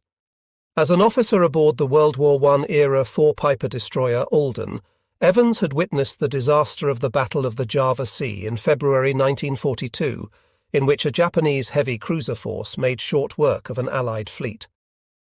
2 weeks after the battle, Evans assumed command of the Alden, but he never expunged from his mind the sting of having to flee from the Japanese. In that sense, he came to the Johnston with a cross to bear.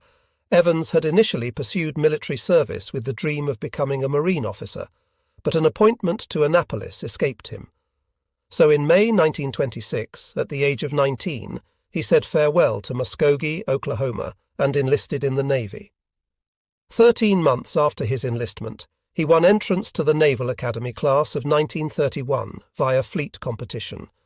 His Annapolis midshipman's moniker, the Chief, would prove to be apt for at least 2 reasons. First, he was by nature always in charge. Anyone who met him could feel the way his charisma naturally filled a room. Then there was the matter of his proud Cherokee heritage. His ancestry was not overwhelmingly evident in his appearance. The set of his dark-browed gaze, the large chest, and the subtle smirk of his lips accented by a neat black moustache made him look like a somewhat stouter incarnation of Clark Gable. It was clear to all who met him that Ernest E. Evans was not a man to trifle with. He bestrode his narrow bridge like a colossus. The fighting spirit of his forebears animated him. Evans appreciated the hidden nature of things, the power of the unseen over the tangible. In matters of discipline, he generally preferred to let the idea of his wrath do the work of the actual thing. He never exploded in anger as Hathaway did. He seldom, if ever, upbraided a subordinate openly for poor performance, but then he seldom smiled either. He expected every man to do his job without any psychological ploys, Lieutenant Ellsworth Welch, Evans's anti-submarine warfare officer, remembered. Evans trusted people to do their work. If they failed, he let them. He knew instinctively, as they did, that they wouldn't fail him twice. He never quite had to spell out the consequences. The very thought that the skipper might become disappointed was enough. Johnston's gunnery officer, Lieutenant Robert C. Hagen, said, "He had great faith in all of us, unbelievably so. I don't recall him saying a mean word to me the whole time. The captain was a true instinctive fighter. We were on a high-class ship because the captain was high-class. If Ernest Evans was not destined to be a Marine, he would settle 17 years after his enlistment for running a warship like one. That meant simply that he would take care of his men. He would also, soon enough, take care of the Marines." In February 1944, during the invasion of the Marshall Islands, the Johnston drew shore bombardment duty to support Marines advancing against stiff enemy opposition on the islands of Kwajalein and Eniwetok. For Evans, it was not just another assignment. Beyond his generalized desire to grapple with an enemy, he had empathy for the mud-slogging grunts moving into the Japanese killing fields ashore. He knew this. He could well have been one of them. The Johnston got in close, sometimes so close as to pierce the veil of distance that usually stood between Navy men and conditions ashore. For many of the crew, it was their first sight of blood. According to Edward Block, a coxswain, a landing craft came alongside young kids who had been wounded on the islands. They were brought to our ship because we were close to the beach and we had a doctor on board. To see those young kids lying there all shot up brought tears to my eyes, and I cried. There, but for the grace of God, the crew of the Johnston witnessed more of it during the Marianas campaign, during the bombardment of Guam. Broadside to the beach, pounding the caves in the cliffs above with a full battery of 5-inch fire, the Johnston fired so furiously that the guns glowed red. Bob Hagan had to take the occasional break just to let the barrels cool. During a lull, boatswain's mate First Class Bob Hollenbaugh went below to check on Gun 54's handling room when he encountered a young Marine in the care of the Johnston's medical division. Hollenbaugh approached the Marine, who held fast to consciousness despite the gruesome fact that he had had an arm shot off, and asked him how he felt. "I'm fine, sir." The kid told the boatswain's mate that he had entered the Marines just 9 weeks ago. "That kid looked like he was about 14 years old," Hollenbaugh said. "My God, what is this world coming to?" I'll never forget the expression on that kid's face, and he still had the presence of mind to look up at me and call me sir. Evans cared about the kids fighting ashore. Time after time he took the Johnston closer to shore than the Navy's bombardment plan specified. When his allotted number of shells were fired into the island, such quantifiable being carefully managed by higher command, he beseeched his superiors for more. "Damn it, they need fire support, and we're going to give it to them," he said. Twice during the shelling of Guam, Evans boarded his wooden captain's gig, was lowered into the water, and motored over to the task group's flagship to ask for more ammunition. He got it. We would pull away from our positions near the shore and reload with ammo and then pull back in to resume firing, Fireman Third Class Milt Pale said. At times we were so close to shore that we were actually hit by small arms fire in the first year since her commissioning, through 6 invasions. The Johnston never suffered a hit worse than that. The full court press gunnery duty placed a lot of pressure on the men directing the shooting. In Bob Hagen, one of the destroyer's senior lieutenants, Evans had the kind of gunnery officer the skipper of a fighting ship had to have. Of the 70 men in his gunnery department, which included not only the men who manned and loaded the guns, but also the fire controlman in the gun director and the radar men in the combat information center, the crews on the 2 quintuple torpedo mounts, and the ping jockeys on the sonar stack only 7 had ever been to sea before coming aboard the Johnston. Hagen had pushed them hard in training, teaching them the job by rote and repetition. Training a green deck force, never a small task, was made more difficult still when the man responsible for that job on the Johnston, the chief boatswain's mate, went over the hill the day before the Johnston was scheduled to go to sea. A ship had to have a chief boatswain. If Captain Evans did nothing else to impress his crew, he would still have ensured their eternal gratitude for securing as a replacement chief boatswain's mate Clyde Burnett. Burnett was a child of the fleet, an orphan reared in South Texas by 4 different families. The Johnston's chief boatswain's mate began his life of service in the Civilian Conservation Corps before enlisting in the Navy more than 2 years before the Pearl Harbor attack. Burnett had just returned from a tour of duty in the Pacific when Evans found him ashore at a Navy receiving station in San Diego. The captain put the make on him, Bob Hagen said. The guy didn't have a chance, as a superior chief boatswain should be. Burnett was right hand to the captain. Ernest Evans relied on him as a liaison to his enlisted force. In turn, Burnett delegated their supervision and discipline to his capable first-class boatswain's mates. Harry Longacre ran the 1st Division, the 100-odd sailors who comprised the deck force on the forward half of the ship. His counterpart aft, boss of the 2nd Division, was Bob Hollenbaugh, a sharp, no-nonsense Indianan whose father, a machinist's mate in the Dantesque boiler rooms of a World War I-era battleship, had counselled Bob to get a topside rating at all costs. Hollenbaugh performed his duties cleanly and professionally, and with not a little relish. On a crew made up mostly of first-time seagoers, his, Longacre's and Burnett's most vital contribution was their experience. Burnett proved to be a popular chief. The boyish 24-year-old with the lantern jaw and quiet manner watched over the kids on the Johnston's deck force like a father. The kids who swabbed and painted and scraped and loaded supplies and took on fuel loved him like one. But forging a crew into a hardened fighting unit mostly required, not love, but discipline and ruthless repetitive drill. In that respect, Evans prized Lieutenant Hagen's tough stickler's nature. He let his gun boss draw up the general quarters or battle stations assignments and gave him the discretion to call the crew to general quarters most any time he liked. Hagen used that freedom liberally, so much so that the Johnston acquired its own inevitable nickname, long before it reached a combat zone, General Quarters Johnny. When the klaxon sounded, the men raced to their guns and searched for targets. For anti-aircraft gunners, there were long nylon target sleeves towed by pilots, very brave pilots from the nearby air station.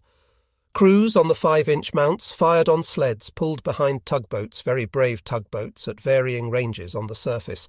It took a lot of drill for the crew's proficiency to live up to the precision of their equipment. Each of the Johnston's 5-inch gun mounts was engineered with the precision of an outsized Swiss watch. The turret assemblies were 3 stories tall, running deep into the bowels of the ship. Each gun mount sat atop an ammunition handling room, where crew loaded shells onto hydraulic hoists, dumbwaiters that whisked the shells upward.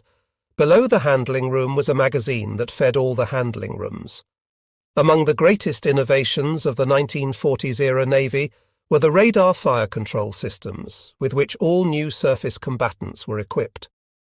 Unlike the weapons on the smaller destroyer escorts, the guns of a Fletcher-class destroyer were controlled centrally by its gunnery officer. Seated in the enclosed gun director platform high above the bridge, Hagen operated a 2-handled steering mechanism that controlled the aiming of the Johnston's 5 main gun mounts. When Hagen ordered the gun crews in the mounts to match pointers, the guns came into alignment with the director, and the gun captains relinquished control of their mounts to Hagen. At that point, the 2 men beside him in the gun director, the pointer and trainer teenage, enlisted men named George Himmelwright and James Busby, took over. They kept whatever they were shooting at fixed in the crosshairs of their telescopes, one for gauging bearing or direction, the other gauging elevation or distance. In heavy seas, the sight of a destroyer's 5 director-controlled guns swaying in unison to stay on target as the ship pitched, yawed and rolled could be unsettling. This synchro-gyroscopic wizardry relegated the men manning the guns to auxiliary backups, whose duties went beyond simple loading only if the system broke down. As long as range and target data kept feeding the fire control computer, they had no aiming to do and little discretion to exercise. Gun crews had only to pull rounds off the hydraulic shell hoist and lay them in front of the powder canisters in the sliding breech tray.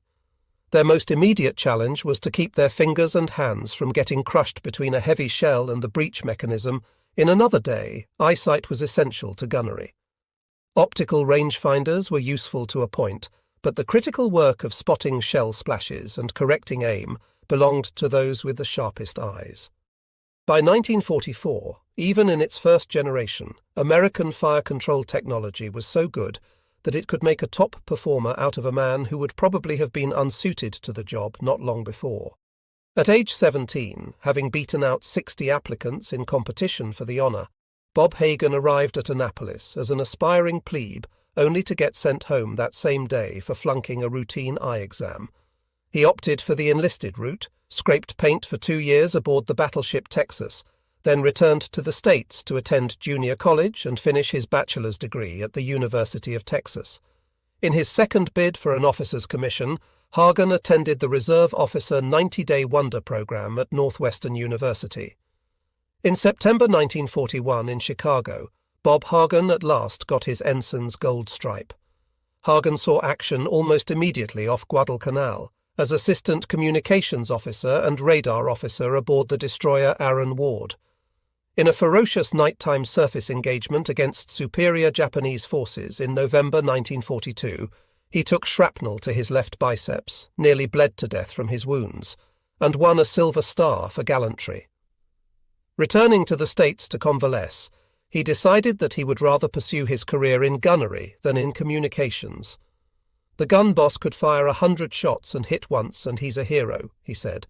In communications, if you screw up in transcribing one letter, all hell breaks loose and you've committed a mortal sin. I said to myself, I'd rather be a hero.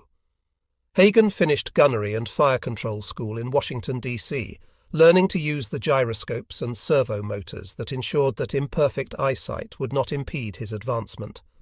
For certain specialized purposes, the Johnston's Mark 1A fire control computer and Mark 37 radar were better than any pair of spectacles, if rather more expensive to clean. Following her commissioning at Seattle-Tacoma during the Johnston's shakedown cruise off San Diego, Hagan tackled the challenge of training his crew of inexperienced polywogs to operate the sophisticated gunnery system. We were all so green, the gun crews didn't know what they were doing, and I wasn't so sure what I was doing either, he said. In the first days of shakedown, when drills were going poorly, Hagan wrote a friend aboard another ship, "Stay out of our gun range, anything can happen." He was in Captain Evans's thrall, eager to please his charismatic skipper, but the captain made it plain that Hagan was on his own in bringing his gunners to proficiency. This freedom to hang himself with his own hawser was nearly as bad as suffering under an ill-tempered micromanager. The pressure began to get to him. Bob Hagan was a nervous wreck during shakedown. Well-groomed and intense, a compulsive smoker, disdainful of repose, Hagan had an intellect as sharp as his personality. Intelligence and initiative were de rigueur for a destroyer officer. On a small ship, the performance of a few key individuals could make or break her. Hagan had little patience for those who struck him as slow or stupid. In drawing up general quarters station assignments, he distinguished the thinking men from rote operators, installing the latter in the sweaty jobs in the handling rooms and magazines, and the former in sonar, combat information center and fire control, where human discretion could make a decisive difference. Unlike his captain, Lieutenant Hagan didn't hesitate to dress down an underperformer in front of his shipmates. Aware of their growing resentment, he became cautious among the crew. When possible, he avoided walking the decks alone at night, for fear an embittered sailor might accidentally knock him overboard. But many men were firmly convinced that Bob Hagan, like Clyde Burnett, was one of the best things that could have happened to the Johnston. In 6 weeks of drill, his program of training turned the gunnery department into a competent working team. Boatswain's mate First Class Bob Hollenbar was especially sharp. The captain of Gun 54, mounted on the stern of the ship, had the initiative and savoir-faire to lead young enlisted men effectively. Hagan also had confidence in Lieutenant Jack Bechdel, his torpedo officer, and in Julian Owen, a resourceful gunner's mate with a knack for repairing broken machinery. The crews in the 5 main gun mounts numbered 51, 52, 53, 54, and 55 from bow to stern competed for bragging rights as the ship's fastest gun gang. An average rate of fire for a 5-inch or 38 caliber crew was 15 rounds per minute. Gun 55, the rearward most mount on the ship, got off 84 rounds in one 4-minute firing drill, an average of 21 per minute. With results like that, Hagen dared to begin feeling his oats. Writing again to the same friend he had warned several weeks before to stay clear of his scattershot batteries, the lieutenant discarded all modesty. "You may now bring on the Japanese fleet." Before an opposing fleet appeared in his sighting telescope, however, the apprentice gun boss would first have to prove his proficiency in action against enemy shore targets. During the bombardment of Kwajalein in the Marshall Islands, Hagen wielded the hammer that Evans used to support the Marines. There, the strict training regimen and the engineered precision of the radar-controlled gunnery system came together at last. Captain Evans took the ship in close to the beach, dropping anchor to stabilize her as a gun platform on the northern edge of the landing zone, which frogmen from the Navy's underwater demolition teams had marked with navigation lights visible only from the open sea. Hagen was nervous as a cat, gripping his slewing handles with white knuckles as the destroyer closed with enemy shore gunners. "They could have machine-gunned us to death, and we were trying to figure out how to defend ourselves," he said. All of a sudden, over the loudspeaker came this song, and the lyrics, a sleepy lagoon. Hagen found that well-trained crewmen could bring humour to any situation. Call it the product of confidence. The Johnstons' entire chorus of weaponry came to bear on the island. There was the sharp, ear-ringing bark of the 5-inchers, the rhythmic thumping of the twin-mounted 40mm machine guns, and the faster metallic chatter of the single-barreled 20s. Men from a damage control party broke out rifles and made like Davy Crockett from the main deck. Lieutenant Ellsworth Welch took out his 45 caliber pistol, outstretched his arm, and enfiladed the distant enemy with the handgun. From his perch in the gun director, Hagen spied a Japanese officer on the beach, waving a sabre, rallying his troops to the fight, and thought, why not? He put the officer in the sights of his slewing device. The fire control computer clicked and whirred and zipped coordinates to the Johnstons' 5 main gun turrets. When Hagen closed the firing key, they all barked as one. The technology lived up to its brutal promise. The 5-shell salvo obliterated the man. "Mr. Hagen, that was very good shooting," called Captain Evans from the bridge, "but in the future try not to waste so much ammunition on one individual." The 13 warships that were gathered under the code name Taffy 3, their crews totaling about 7,200 men, sailed under the command of Rear Admiral Clifton Albert Frederick Sprague.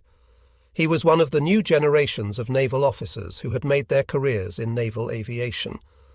A graduate of the Annapolis class of 1918, he had been tagged with the nickname Ziggy for the kinetic style of his gait limbs a-gangle, tousled hair swinging fore and aft as he shuffled off to class.